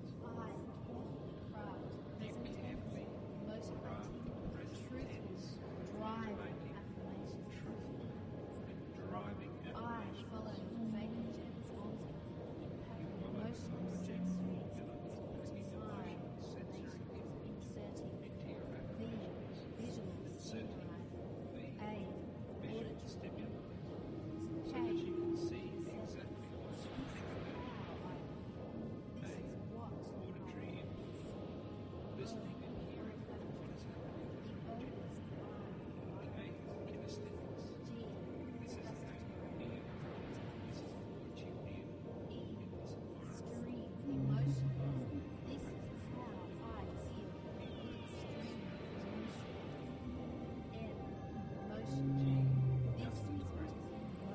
Tastes the environment.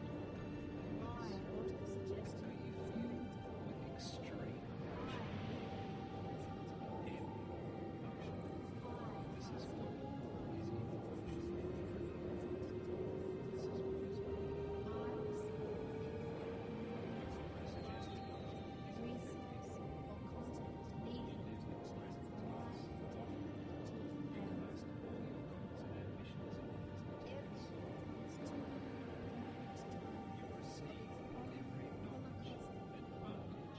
This is what is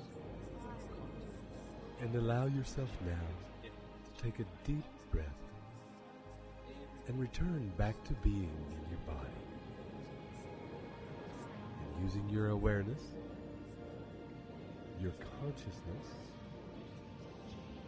scan your entire body and simply notice whatever it is that you notice. And as you do this, you may say to yourself in each moment, I am now aware of, and fill in the second part of the sentence with whatever you are aware of in that moment. Noticing, as you do, whether it is something inside your body or something outside, or a fantasy in your mind. Just allow yourself for a minute or two to watch where your awareness goes. And direct your attention now to whatever you feel you are least aware of in this moment. And notice whether it is inside or outside. Notice whether your natural propensity is to work with a thought or an image or a sensation or a smell or a taste. And as your awareness comes to these different places, focuses on these different sensations, you might notice that like a searchlight focusing its beam on a particular thing, as it does so, other things tend to fade out of awareness. As we are doing these experiments, you may find yourself completely unaware of the feelings and sensations in your hand. However, as I mention your hand, your attention probably goes there and shifts away from the sensation of the soles of your feet. And as it is mentioned, your attention goes there. And the reason we are doing these experiments is for you to experience as fully as possible how whatever you focus on fills your awareness and becomes your reality in that moment. That your focus governs what you see. That your focus governs what you feel. That your focus governs what you receive. And that in any moment, it is your awareness, your consciousness, your focus that governs the signals, messages, and stimuli that are affecting your unconscious mind. And for a moment, I want you to consider your life as it is right now, as it stands, and consider the part of your life that you find unpleasant, a part that you are dissatisfied with, that is painful to you, that is uncomfortable for you to look at. Perhaps consider a part on which you are so uncomfortable with, so dissatisfied with, that in fact you dwell on it. You return to it in your awareness and your thoughts time and time again. A part of your life that haunts you. Now I want you to fully visualize in a vivid and concentrated way exactly how you feel when this part of your life is active. And feel it with as much depth and clarity as you can. What are the physical sensations that you feel? What is happening around you? What are you hearing? What do you feel in your body? Are the smells? What is in motion in the environment? How do you feel emotionally? What are you seeing? Notice if while feeling this feeling so concentrated, so vivid, with such clarity in your body, whether there are echoes, memories of feelings from another time, echoes that when this catalyst happens are activated, bringing a buildup and a backlog of feelings into that very moment. And now, take a deep breath. And as you do, I want you to let all that go and travel to a place where you feel at ease. Perhaps you are on a holiday, or in your favorite restaurant, or doing your favorite hobby, or with your favorite people. And as you arrive at this place where you feel comfortable and at ease, look around at the detail. What is happening around you? What are you seeing? How do you feel in this place? At ease? At rest? In excitement? Are there smells in this place? What things are moving in this place? What tastes? What conversations are you hearing? What is the feeling in your skin in this place? What is the feeling in your heart in this place? And allow yourself to take a deep breath. And as you do so, I want you to bring your awareness back to the unpleasant situation in your life. The part of your life that you do not really want to look at. And notice if it is any different. If anything has changed. If the feelings have been altered in any way whatsoever. And as you look around the details of this time and this place, noticing how it makes you feel, noticing if any changes have occurred,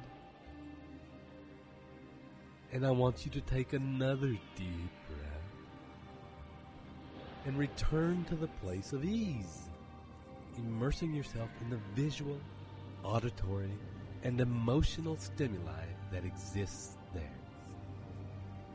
The feelings that surround you, the things in the place that you notice. In this place of ease, paying particular attention to the details. What are you wearing? Is it day or night? Are you inside or outside? What are the people around you wearing? Have the conversations changed since you were last here? And allow yourself to feel very deeply the emotional and physical feelings of joy, of laughter. Whatever is happening in that moment. The tastes, the smells, the movement, the action, the colors. And take your awareness back to the unpleasant situation in your life.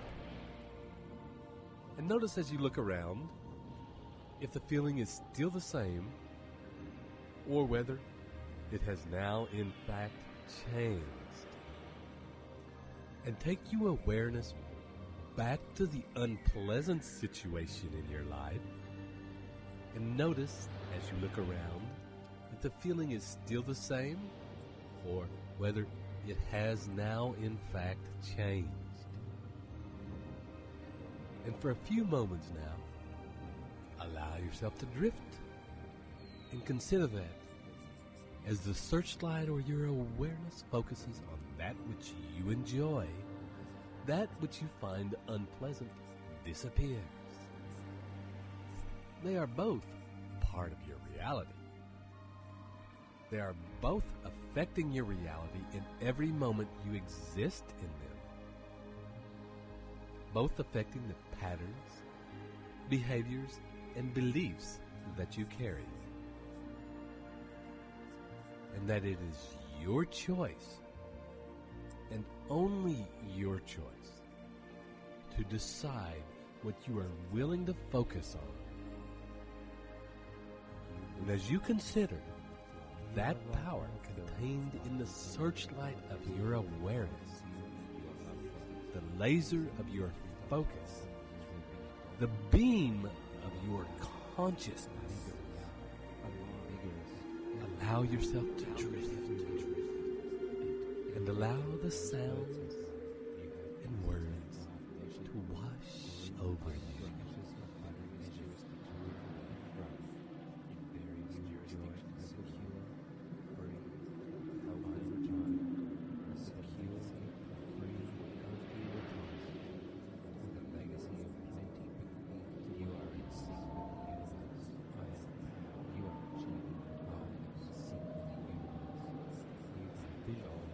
Glorious John,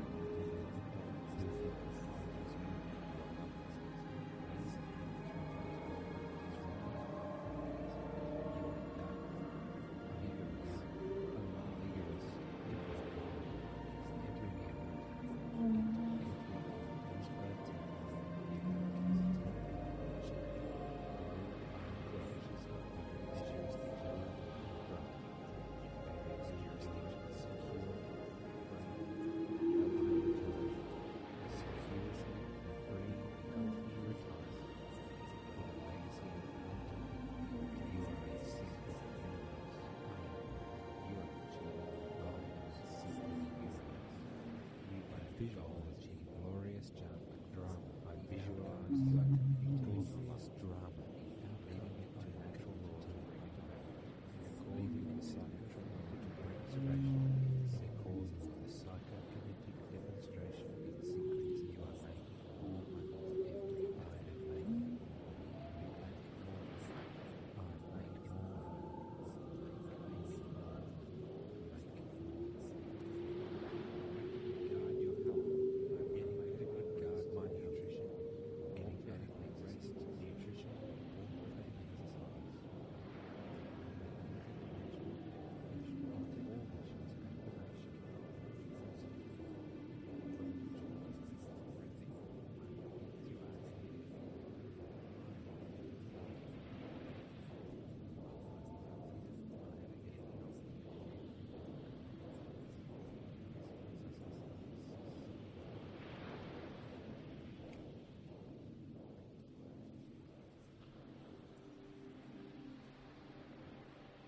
And as you gently return back to your body,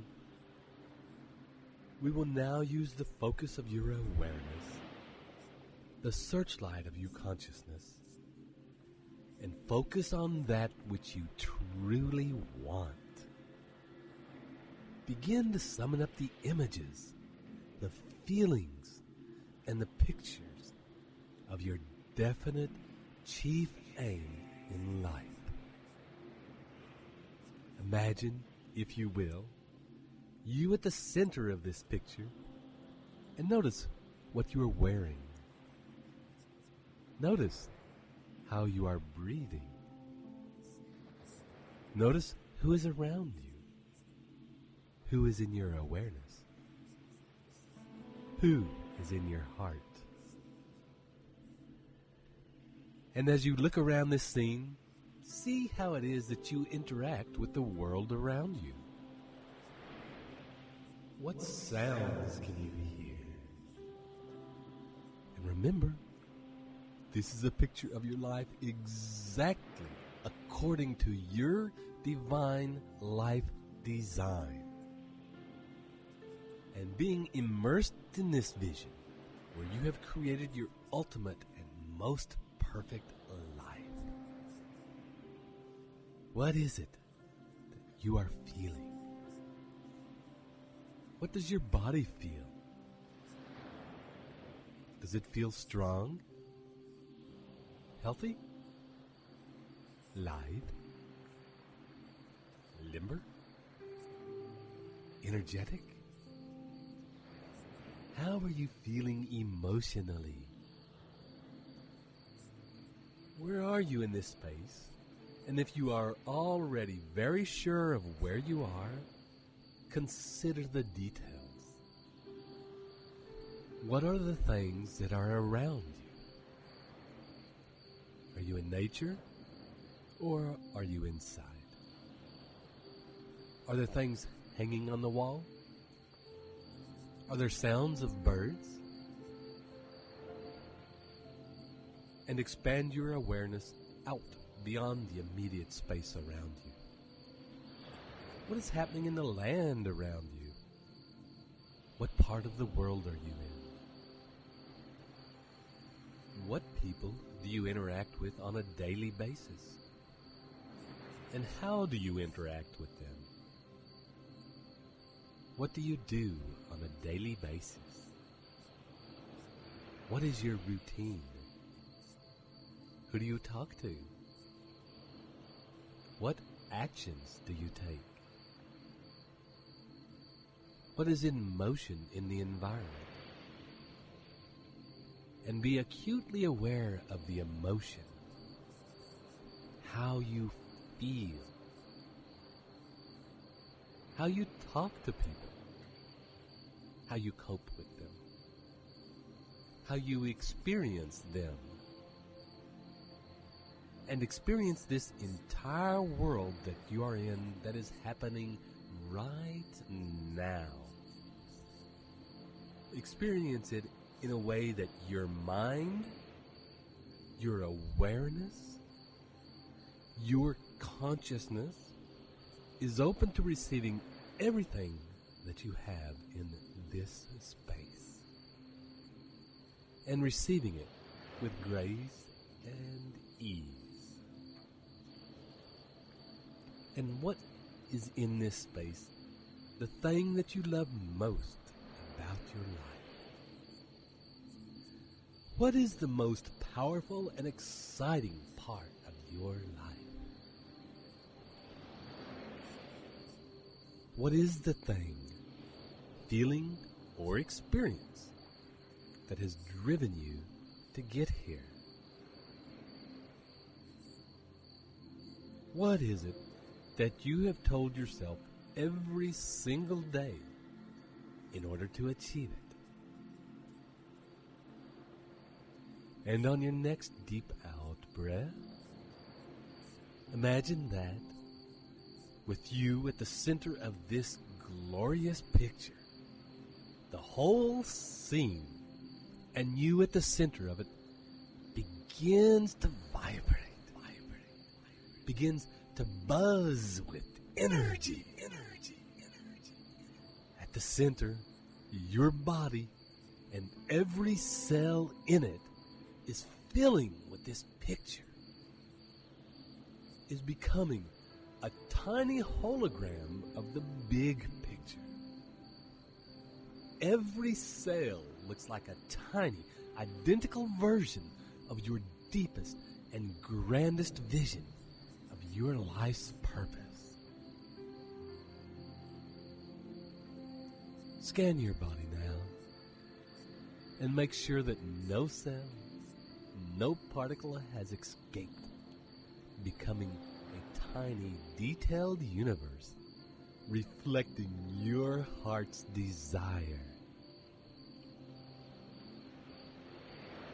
And from this moment on, you will remember with every breath and every movement the information that is encoded into your cellular matrix right now. And remember that this information is governing your actions in this moment and in every moment, and is also governing what it is that you are attracting right now.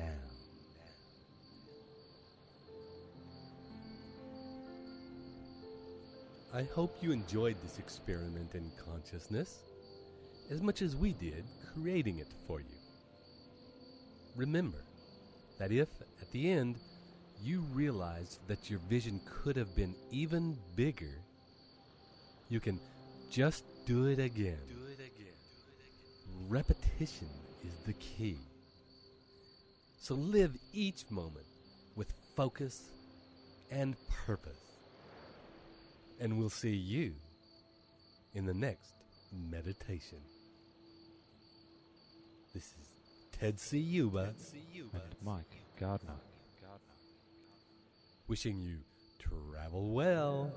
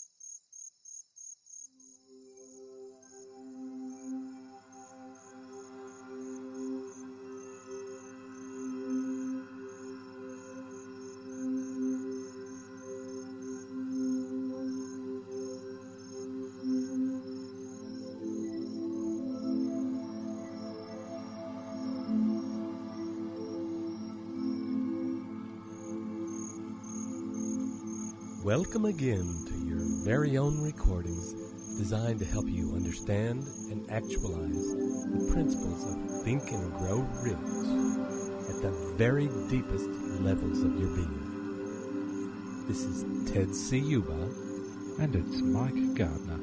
Back again to guide you through a meditation to help you seek and gain the specialized knowledge you need to successfully achieve the definite end of accumulating riches. So I invite you now to take a deep breath as you begin to settle into your quiet place and prepare yourself to let go of all that's happened so far in your day. And let go of anything that you feel sits uncomfortably in the body. And begin now to focus on relaxing your body, relaxing your mind, and surrendering to simply being aware.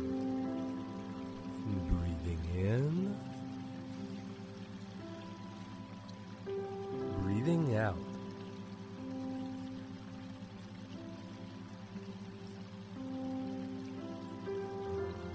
And as you focus your awareness on the rise and fall on your chest, and the deepening ease in your muscles comes with each breath, you may also notice the feeling of warmth that is spreading in your spine, and the increasing ability you have to focus and target your awareness, so that you only hear now the sound of my voice and the pictures and feeling that come in response to my guidance. And now, returning, as we have before, to your definite chief goal, at this time,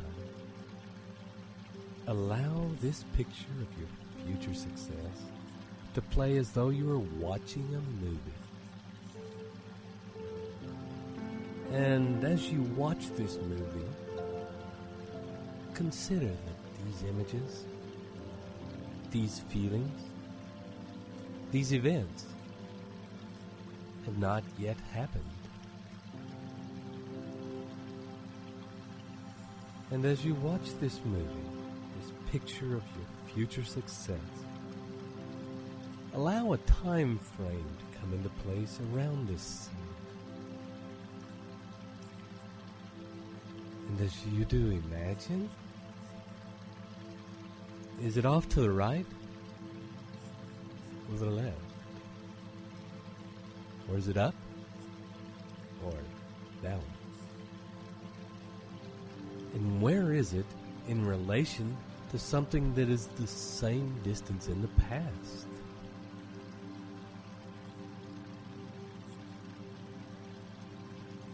And is it possible at this time to draw a line from this past event, running through this present, and going all the way to this scene in the future?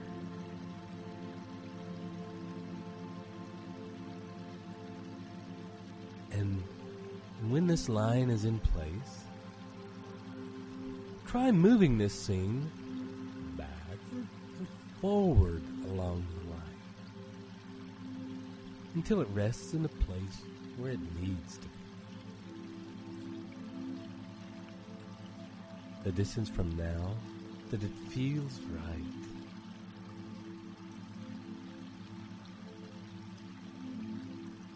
And take a few minutes now to watch that picture off in the future and sense and feel the space between now and then, and the tension that exists like a rubber band stretched tight between it and you. This tension created by your desire to change your circumstances. And feel that tension pulling you together.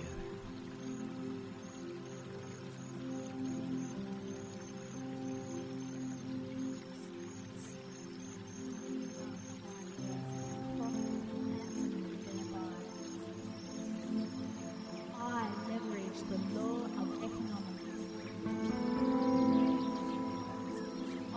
I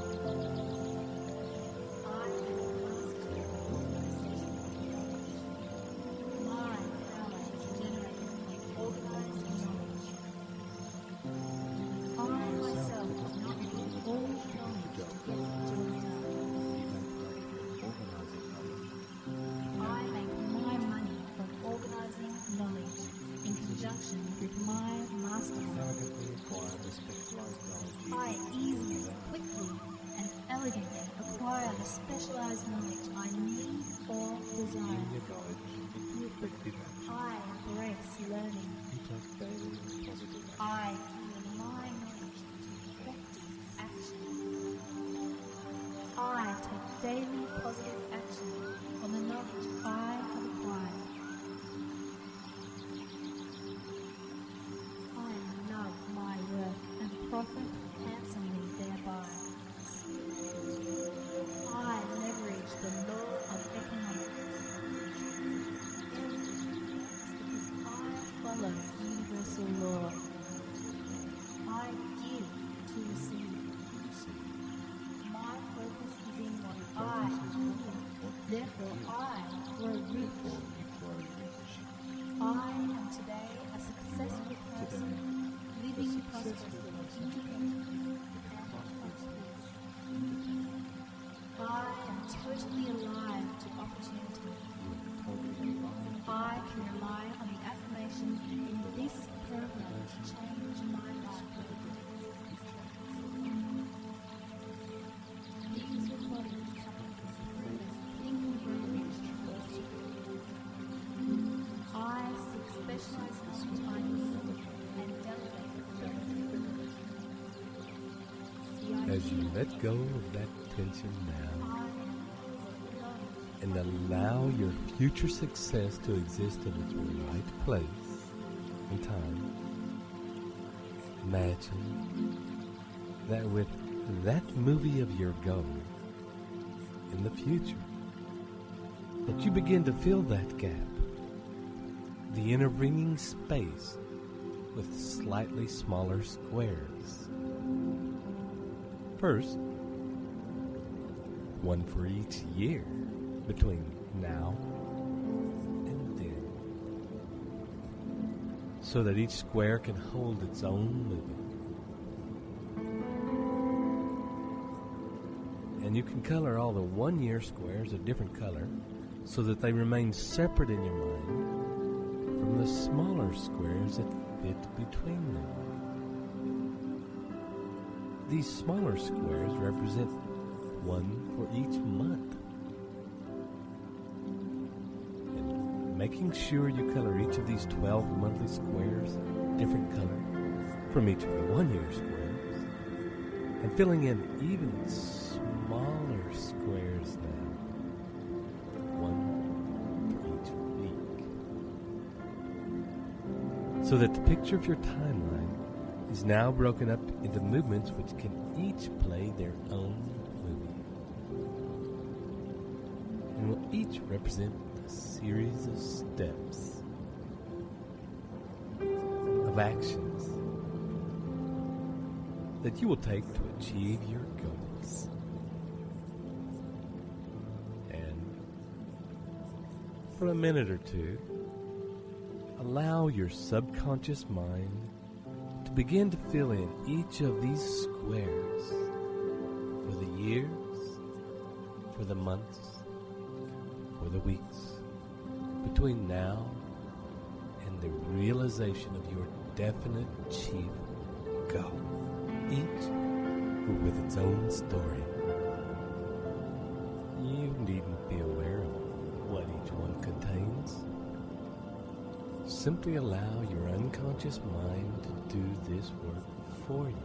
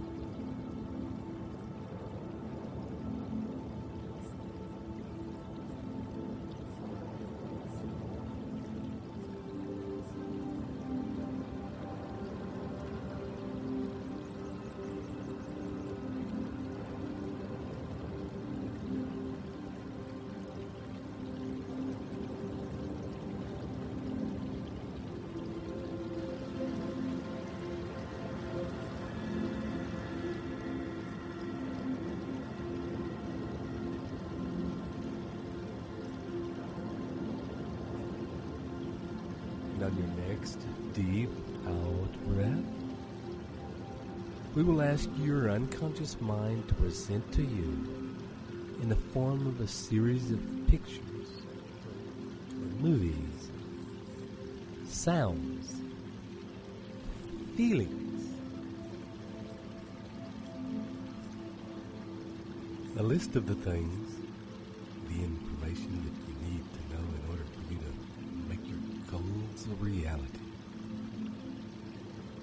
And as you watch this list unfold, take the time to consider each one in relation to whether it is something that you specifically need to know or something that you can outsource, something that you can have someone else take care of. And as this list is formed in your mind, allow your mind, both conscious and subconscious, to also present to you how you might source this information, how you might organize it to produce the best results. Who will you get to assist you? How will you source this expertise? What will you offer them in return so that you both benefit from the exchange? How is your business organized based on this acquired information to guarantee your success?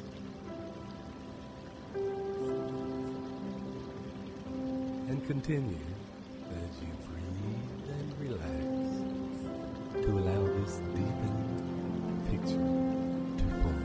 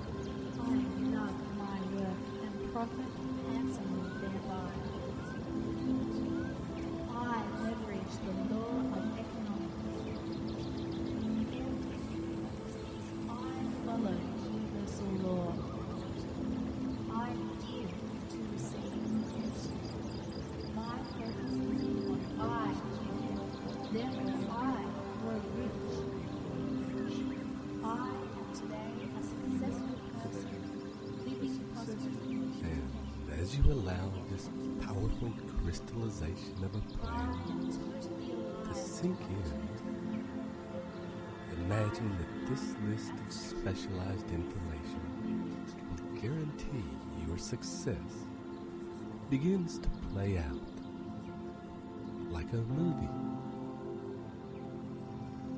A movie where you get to watch externally what your business looks like, armed with the right specialized knowledge.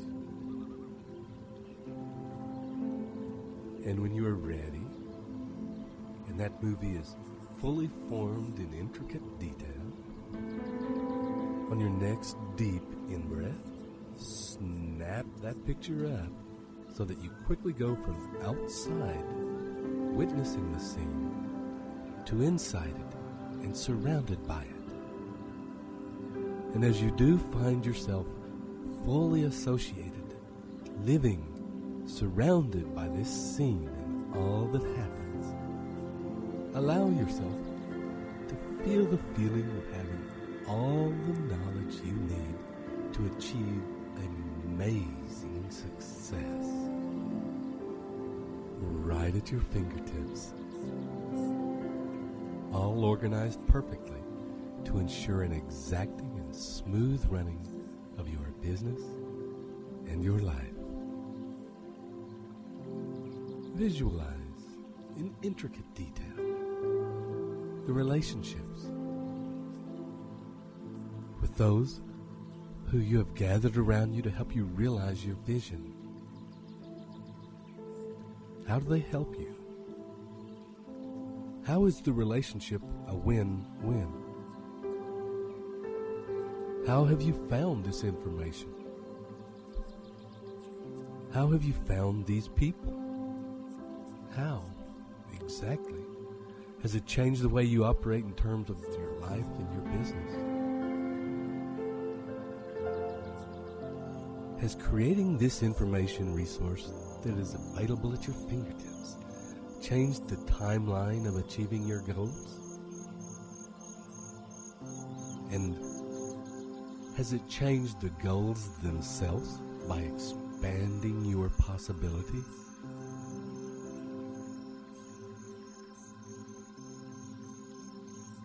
And when you are ready, allow whatever changes that can and need to be made to your definite chief goal and the timeline in which it is held to happen automatically.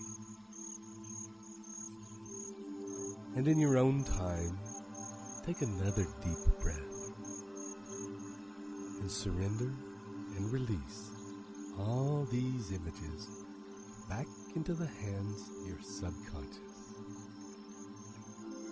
and the infinite intelligence of the universe, and begin to come up, back into the here and now, back into this moment. And I hope you have received yet another gift by using these recordings. Thank you for working with us in this way. This is Ted Ciuba, And it's Mike Gardner. wishing you journey well to your success. We'll see you soon.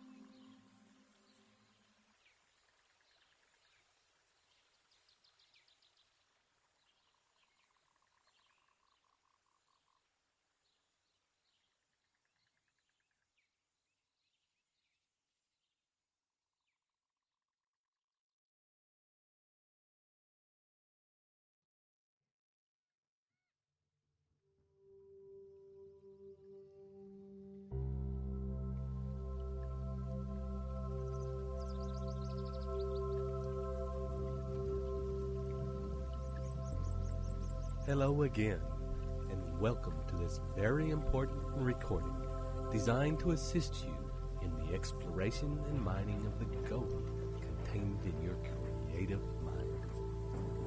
This is Ted Ciuba and Mike Gardner, ready to take you on a journey into your own magnificent imagination.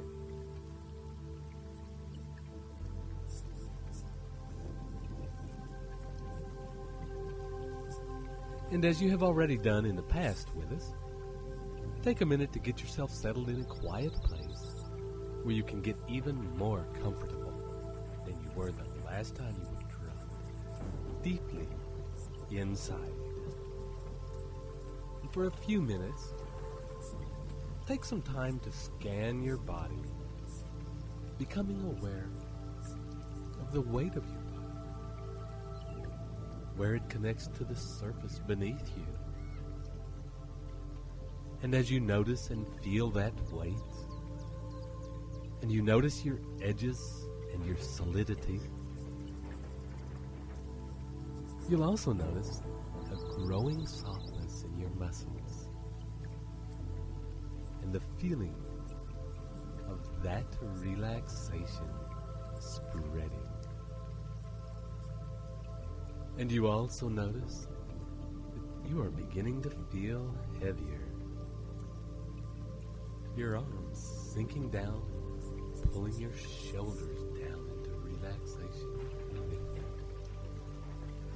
Your legs, your feet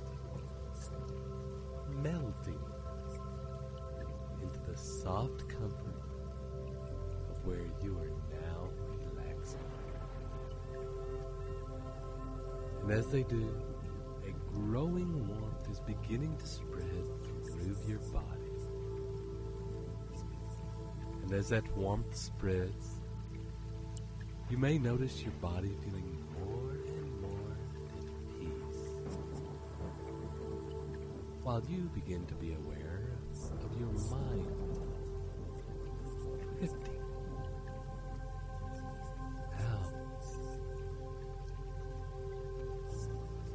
And you can feel at ease with this drifting. And simply allow any images, feelings, thoughts to drift in and out of your mind. And in a minute, I want you to allow those feelings, thoughts, and images to flow around the subject of your definite chief purpose.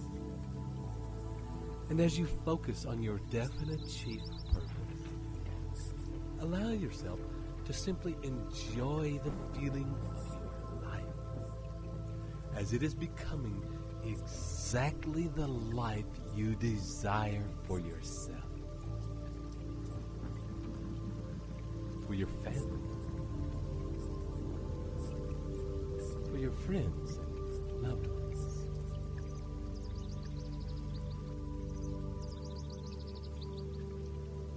Find yourself in a situation where you get to celebrate this glorious life you have created for yourself.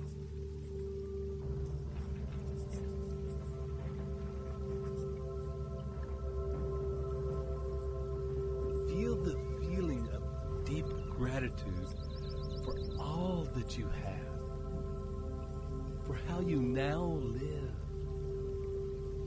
for how you now dress, for the opportunities and adventures and experiences you now have access to.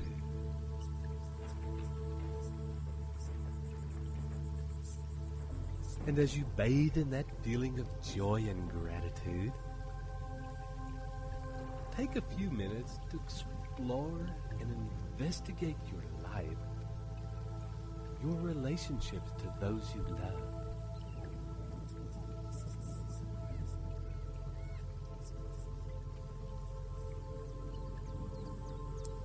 Also, your business relationships.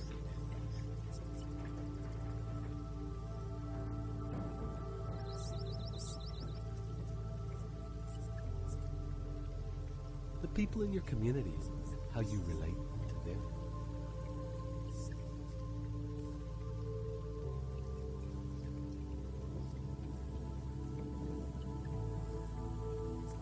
Explore your house, your land, what you do for fun.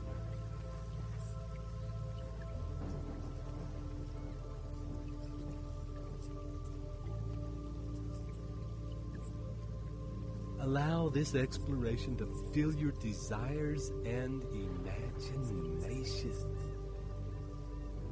while the sound and words that follow take you into your imaginings even My mind can deeper. conceive and believe it can achieve. I visualize my future successes in all its glory. I visualize and live out its glorious splendor in the present tense. My visualizations include how I celebrate, who I see, what we are doing, what I am saying, how we are dressed, how I feel. I enjoy creating plans that swiftly shoot me towards my goals.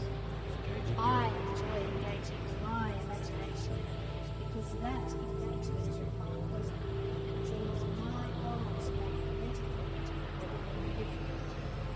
I will never be content to be normal. I am exceptional. I love my work and Leverage.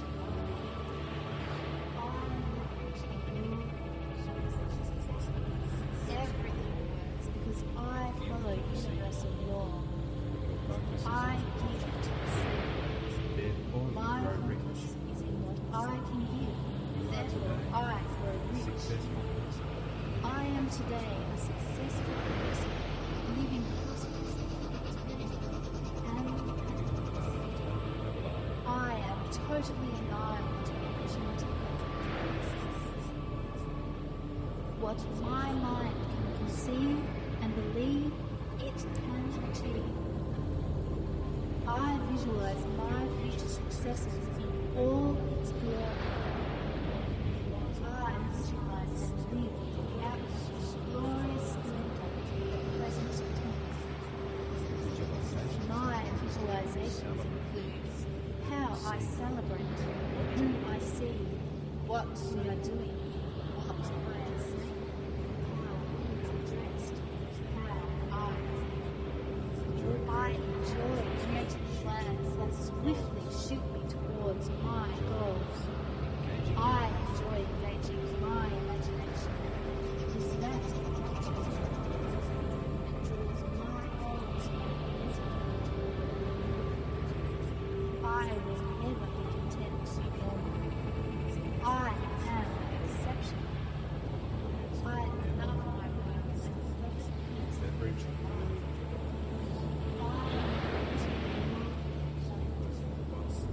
everything because I follow universal law. I give to receive. My purpose is in what I can give. Therefore, I grow rich. I am today a successful person, living prosperously and happiness. I am totally alive to opportunity.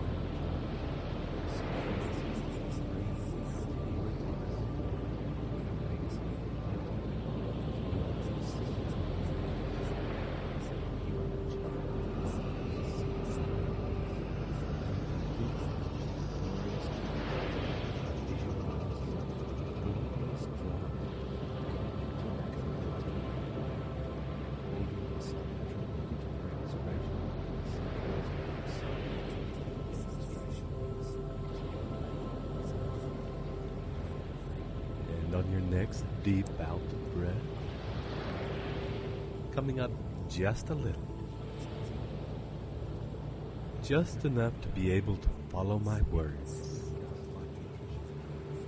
Just enough to be able to come back to your body, to feel its edges, to allow you to take a couple of deep breaths. And notice the feeling of your breath filling your body.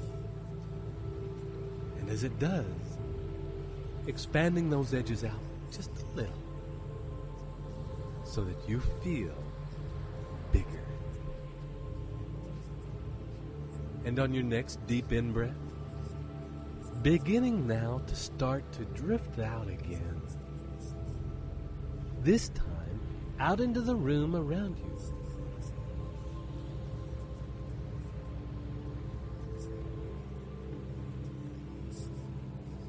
Imagining now, following the line that you have followed before, out through the top of your head, and up and out of the room, out of the building you are in.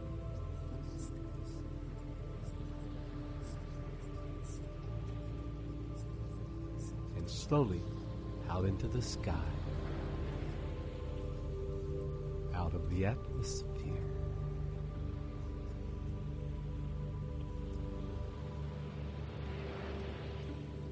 Slowly out to the place where previously you met the part of your being that represents your unique connection to the infinite intelligence of the universe.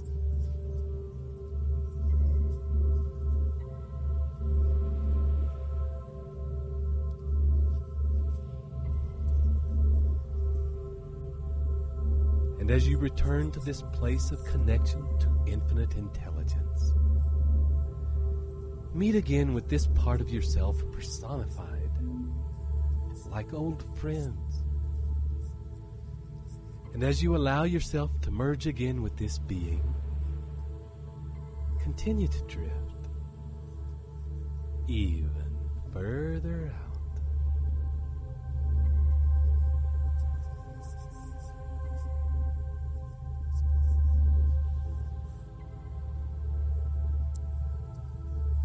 Drifting out now in the direction of the sun. And you will notice that since it is your consciousness and not your body moving out towards and into the sun, that it does not feel hot. In fact, it feels deeply expanding and connecting.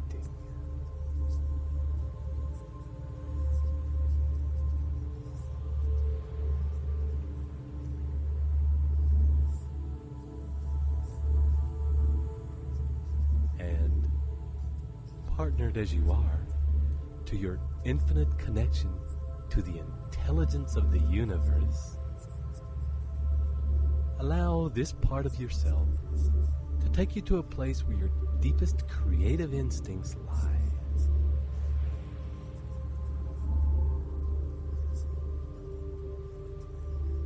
Where your ideas are held.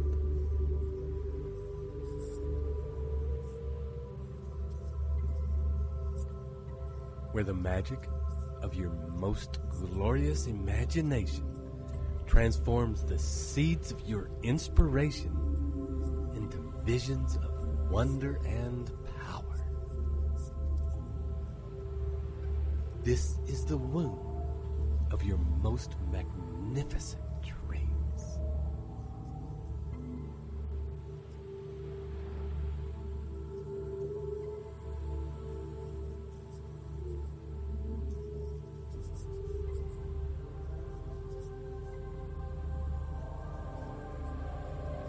You are now here and ready to receive those which are ready to birth.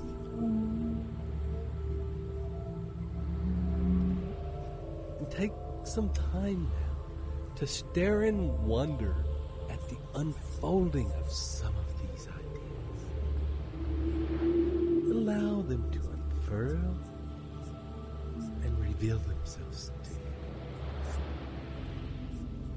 As the sounds and words that follow take you even deeper.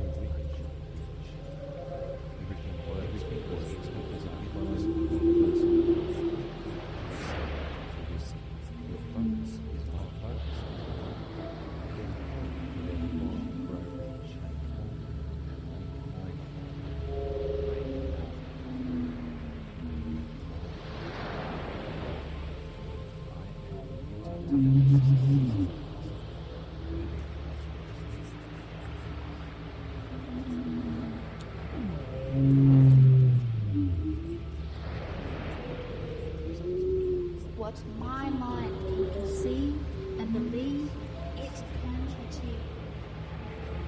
I visualize my future success in all its glory. I visualize and live out of glorious splendor the present tense. My visualizations include how I celebrate, whom I see, what we are doing, what I am saying.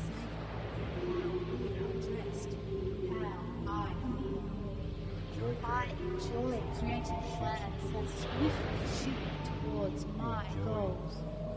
I enjoy engaging my imagination because that engages my bosom and draws my goals to make better moment. I will never be content to be normal. I am exceptional. I love my work and the perfect answer to mine.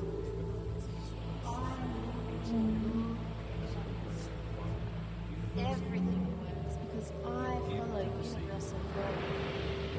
I give to receive. My purpose is in what I can give, therefore I grow rich. I am today a successful person, living prosperous, independently, and happiness. I am totally alive to opportunity. Your next deep out breath of you saying farewell to this place and taking with you the ideas, visions, and dreams you have been given. Allow yourself to travel back to the world contained in your definite chief goal in life and bringing your gifts into this vision and picture. Allow the life around you to change, to alter, to morph, to accommodate these new gifts. And see how each one of these may be the very vehicle that has brought this life to you. explore again your life and see if in this case, on this trip to your imagination, that you have brought the seed of your new life back with you in the form of a single idea that could expand and grow into a powerhouse with a life of its own. A life so dynamic in its vision that it will become a consuming obsession for you. A driving force. A driving force that will give birth to the life you most deeply desire.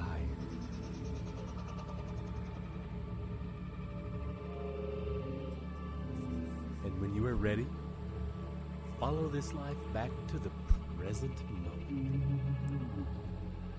Noticing along the way what changes need to be made in each step to keep you on the right path. To keep you on the path to actualizing your future success.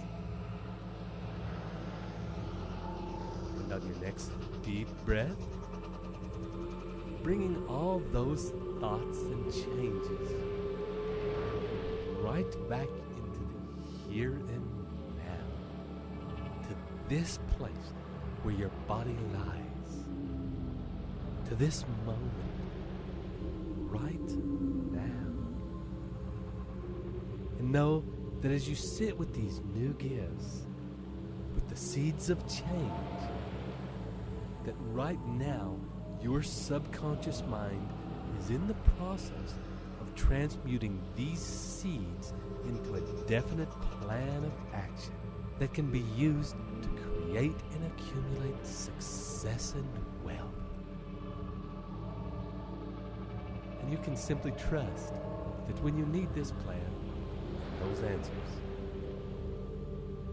they will come. Taking a few deep, big breaths now. Coming right back into full waking awareness. This is Ted Ciuba and Mike Gardner. Wishing you journey well.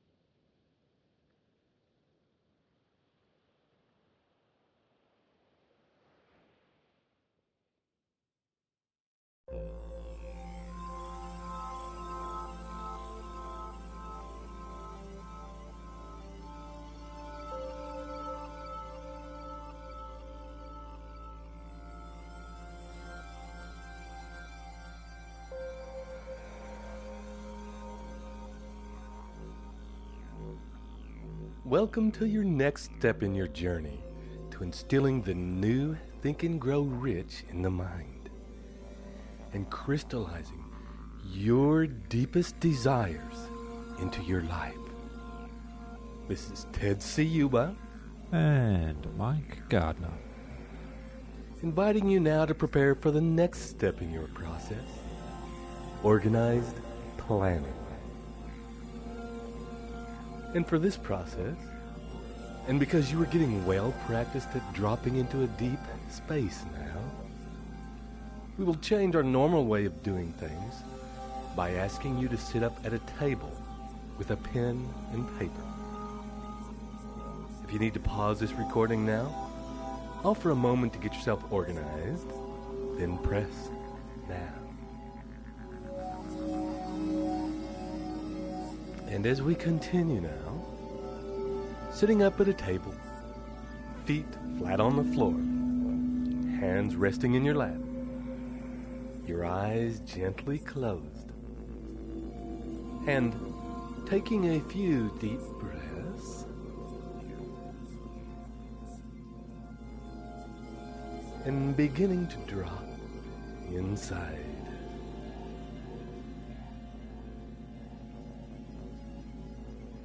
Noting your breathing, your breath flowing gently in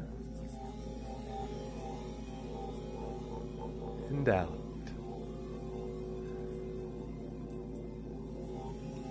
And as you notice your breathing, also take note in other things about your body.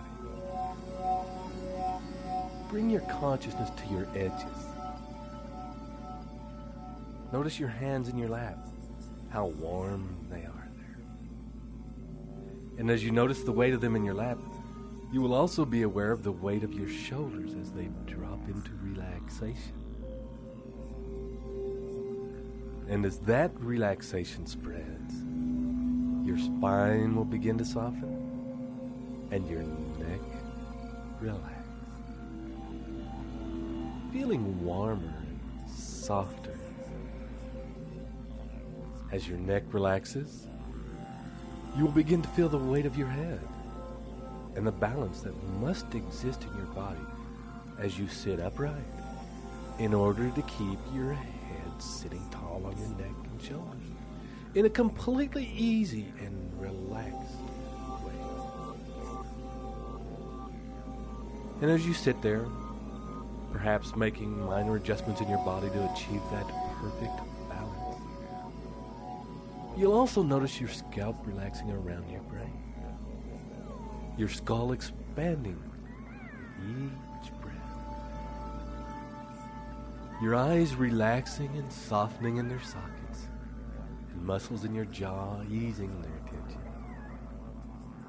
your tongue relaxing in your mouth, and allowing yourself to feel the weight of your tongue as it sits at rest on the floor of your mouth. And breathe deep. I achieve my goals with but little effort because my plans are sound. Organized planning is a way of life. All the universe responds to my holographic images of success. Follow the sound principles. I follow the sound principles of organized planning. I always plan. And each breath now bringing you closer and closer to the center of your being. As it does so, and as you become aware of your center, notice also the weight of your bottom on the chair. Feel an ease settling in your legs, allowing them to relax. Noticing your calves sinking down toward your feet, and your feet resting flat on the floor. Feel the weight. Feel the surface underneath. And getting a sense with each breath of your body as a complete organism. Now coming to a state of rest as you sit there. Still.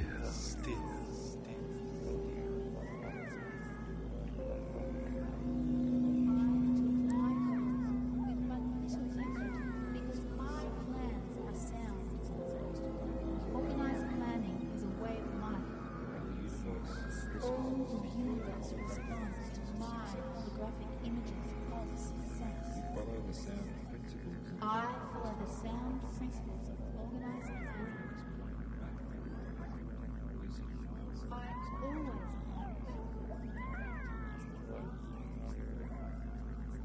And as you rest there, gently begin to fill your mind with the images of your definite chief purpose in life. Allow the picture that we have formed over previous journeys to come into focus in your mind. In vacagum detail.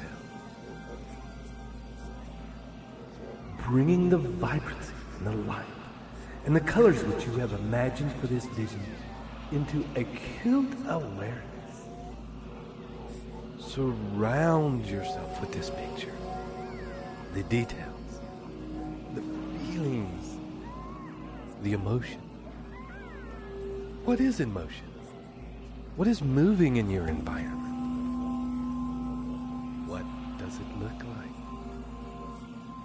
What objects are there? What feelings are there? What conversations there are?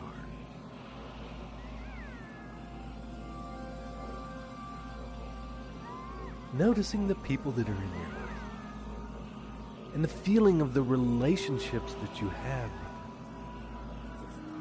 And as these pictures are forming, allow words to begin to float through your consciousness. Words and phrases that come up that surmise this experience. And take a deep breath.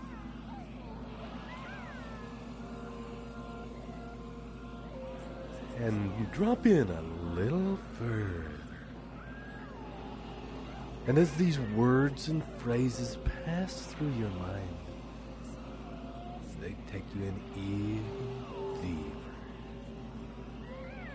And you'll also find, whilst you are so relaxed and in this deep space, that you'll be able to move your arms and your hands, and open your eyes gently, and still maintain yourself in this same state of consciousness. You will be able to pick up your pen and put onto the paper in front of you while still maintaining deep rest and stillness. The movement of your hands and your arms serving to take it in even deeper. Each movement of the pen and of your fingers stimulating the vision of your mind. Begin now by writing about this world you have imagined, this world of you living in your definite chief purpose in life in the present tense. Write succinctly and with clarity about what this world looks like. Writing about where you are. Who are you with? What are you doing? Spend a few moments now detailing and describing the vision in your mind on paper.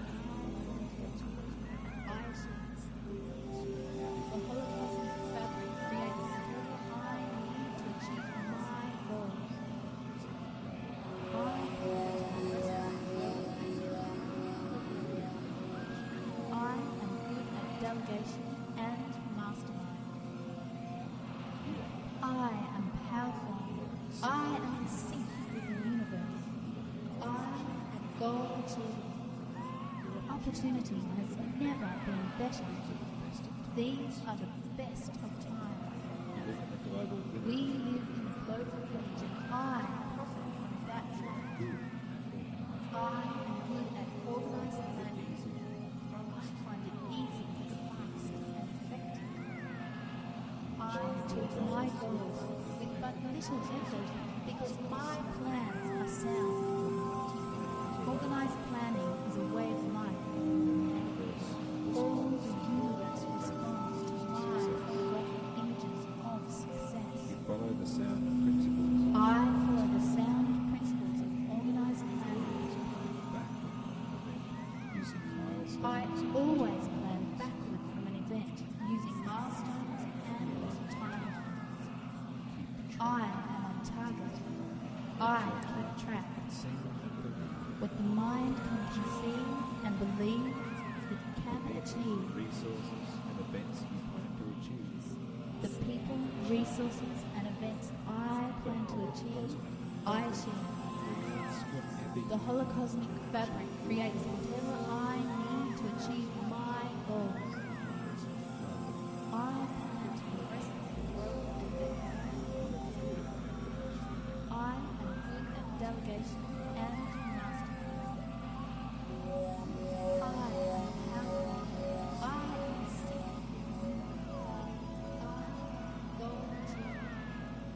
Opportunity has never been better. These are the best.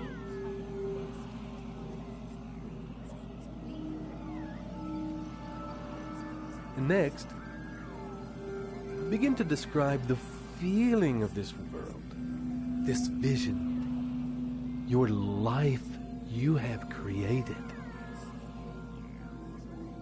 What does it feel like to you now?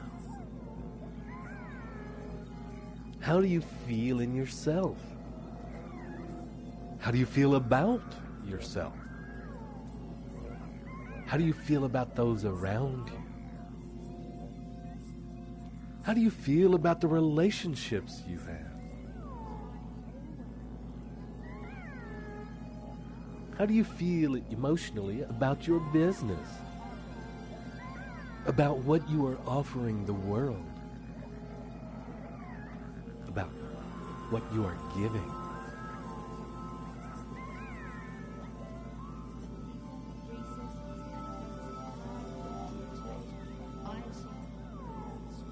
The holocosmic fabric creates whatever I need to achieve my goals. I plan to progressively grow and get more complex. I am good at delegation and mastery. I am powerful. I am in sync with the universe. I am goal achieving. Opportunity has never been better. These are the best of times. We live in a global village and I profit from that fact. I am good at organizing matters. I find it easy, fast and effective. I achieve my goals with but little effort because my plans are sound. Organized planning is a way of life. All the universe responds to my holographic images of success. I follow the sound principles of organized planning. I always plan backward from an event using milestones and timing. I am on target. I keep track. What the mind can conceive and believe, it can achieve. The people, resources, and events I plan to achieve, I achieve. The holocosmic fabric creates whatever I need to achieve my goals. I plan to progressively grow and get I am delegation and mastery. And when you have finished, begin to write about the people in your world. Who are your friends? Who are your intimate confidants? Who do you enjoy sharing time with? Who do you work with? And how are your relationships with them? Who do you play with? And how are your relationships with them? How is your relationship with yourself? How is your relationship with infinite intelligence? And write about this for a time.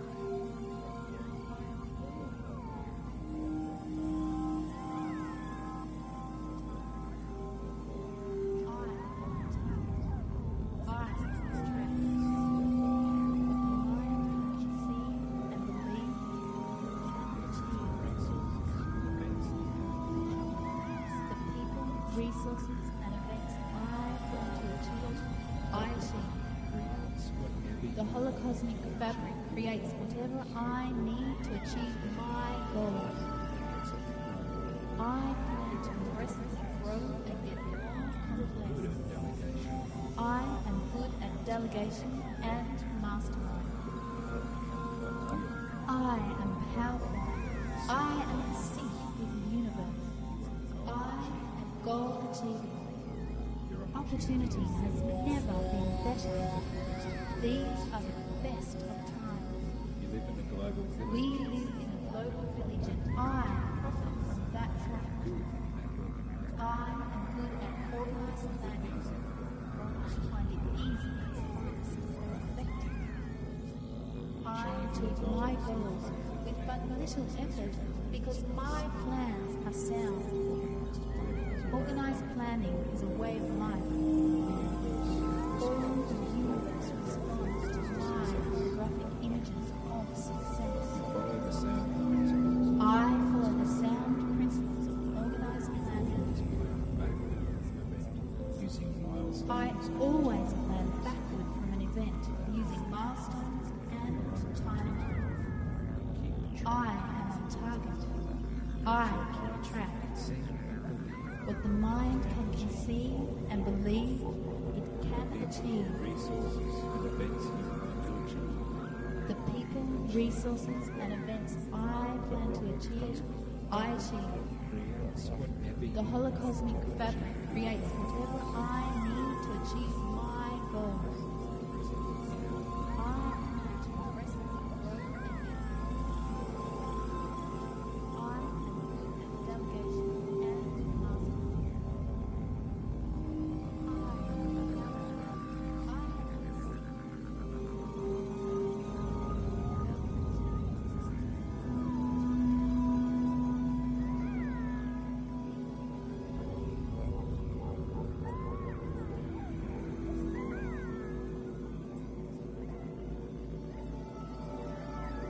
And spend a few moments now writing about where you are going now that you have achieved all of these things that you wished to achieve. And having got to here and successfully created this life, there are always new challenges, always new goals.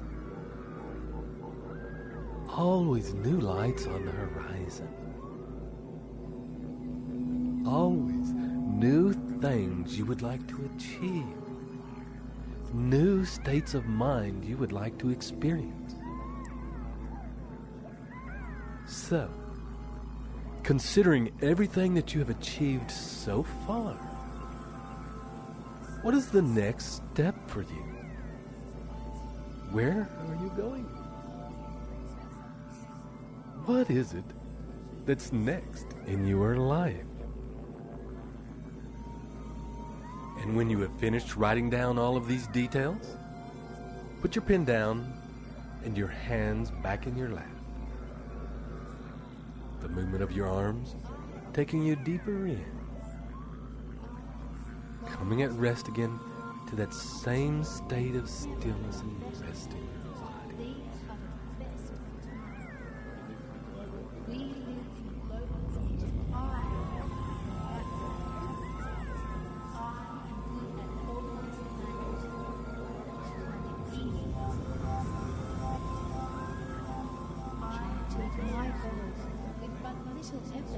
Because my plans are sound. Organized planning is a way of life. All the universe responds to my graphic images of success. Follow the sound principles. I follow the sound principles of organized planning. Using milestones. I always plan backward from an event using milestones and time. I am on target. I keep track. What the mind can conceive and believe, it can achieve. Resources and events you plan to achieve. The people, resources, and events I plan to achieve, I achieve. Creates whatever The holocosmic fabric creates whatever I need to achieve my goals. I plan to progressively grow and get more complex. I am good at delegation and mastermind. I am powerful. I am in sync with the universe. I am goal achiever. Opportunity has never been better. These are the best of times. We live in global community. I am that one. I am good at organized planning. I am easy fast. I achieve my goals with but little effort because my plans are sound. Organized planning is a way of life. All the universe responds to my photographic images of success. Follow the sound principles. I follow the sound principles of organized planning. I always plan using my style.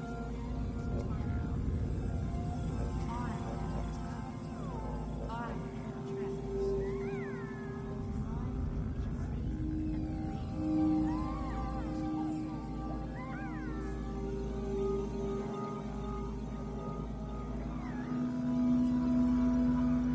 Eyes closed and breathing.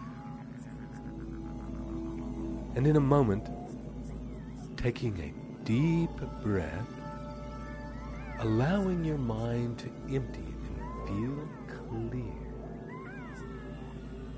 Let go of any thoughts passing through your mind. And focusing now back on your center.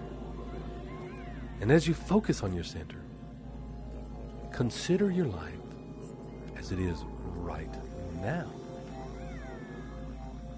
Consider when you are with your relationships, with your business, with your feelings about yourself, your feelings about the connection you have with infinite intelligence, as it is right now.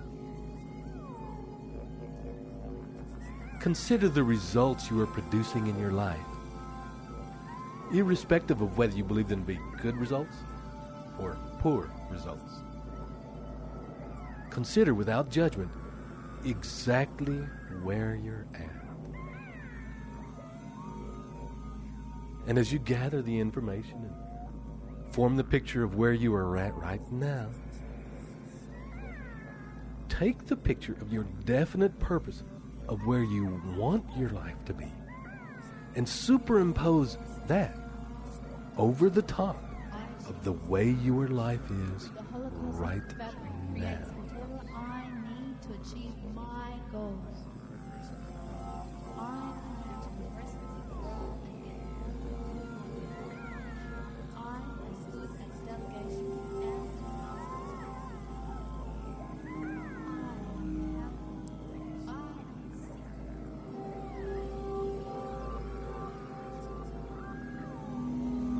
And on your next deep breath, the movement of your arms deepening your state of consciousness. Take your pen again and put it to the paper. Allow that feeling of the rest to be maintained as you begin to write. And looking at these two images superimposed one on another, begin to write the things that you believe you must do in order to achieve your goal. In order to make that leap between things as they are now and things as you desire them to be.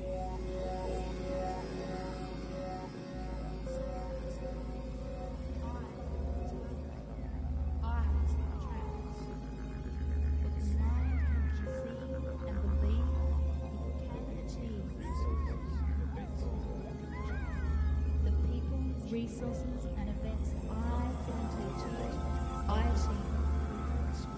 The holocosmic fabric creates whatever I need to achieve my goals. I plan to progressively grow and get more confident. I am good at delegation and mastermind. I am powerful.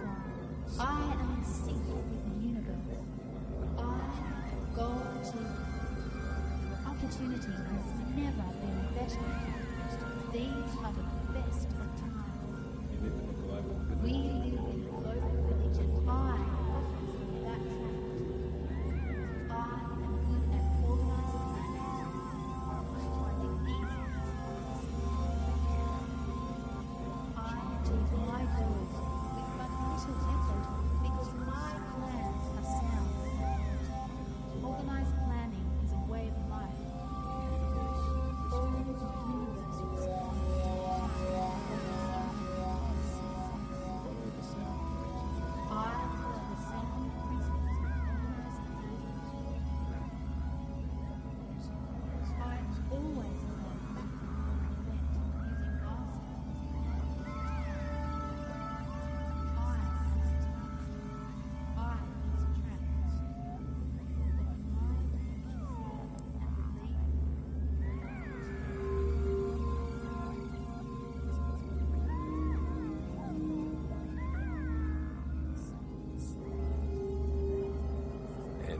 vast finished,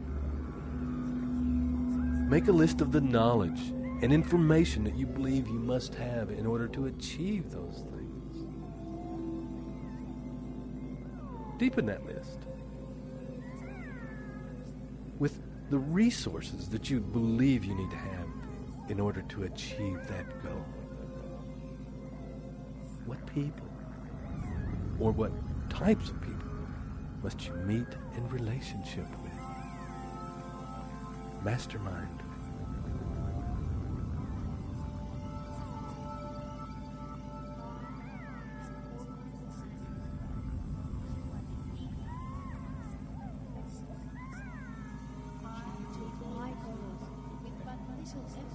Because my plans are sound. Organized planning is a way of life. All the universe responds to my holographic images of success. I follow the sound principles of organized planning. I always plan. And note down now a few ideas of alternative options that you can use to achieve that goal. Different vehicles that perhaps you could consider.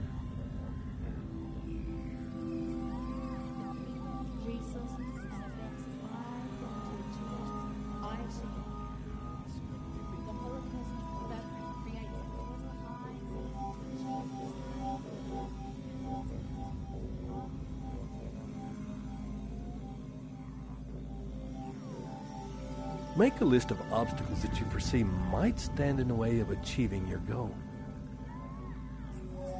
And with each obstacle, note any potential possible solutions that might help you circumnavigate that obstacle.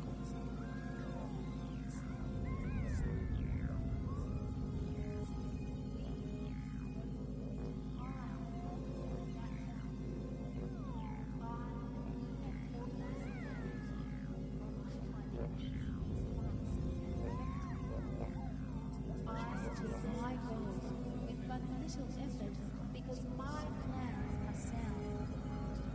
Organized planning is a way of life.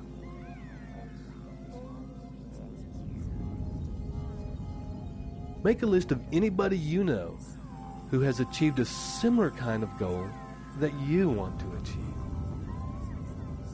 Preferably people that you know personally. However, if you don't know anybody personally that has achieved the kind of goal you were trying to achieve, write down people that you know about that have realized those kinds of dreams.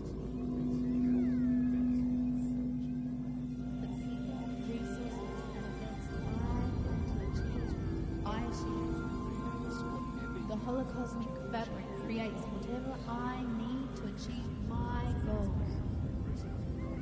I plan to progressively grow and get more. I am good at delegation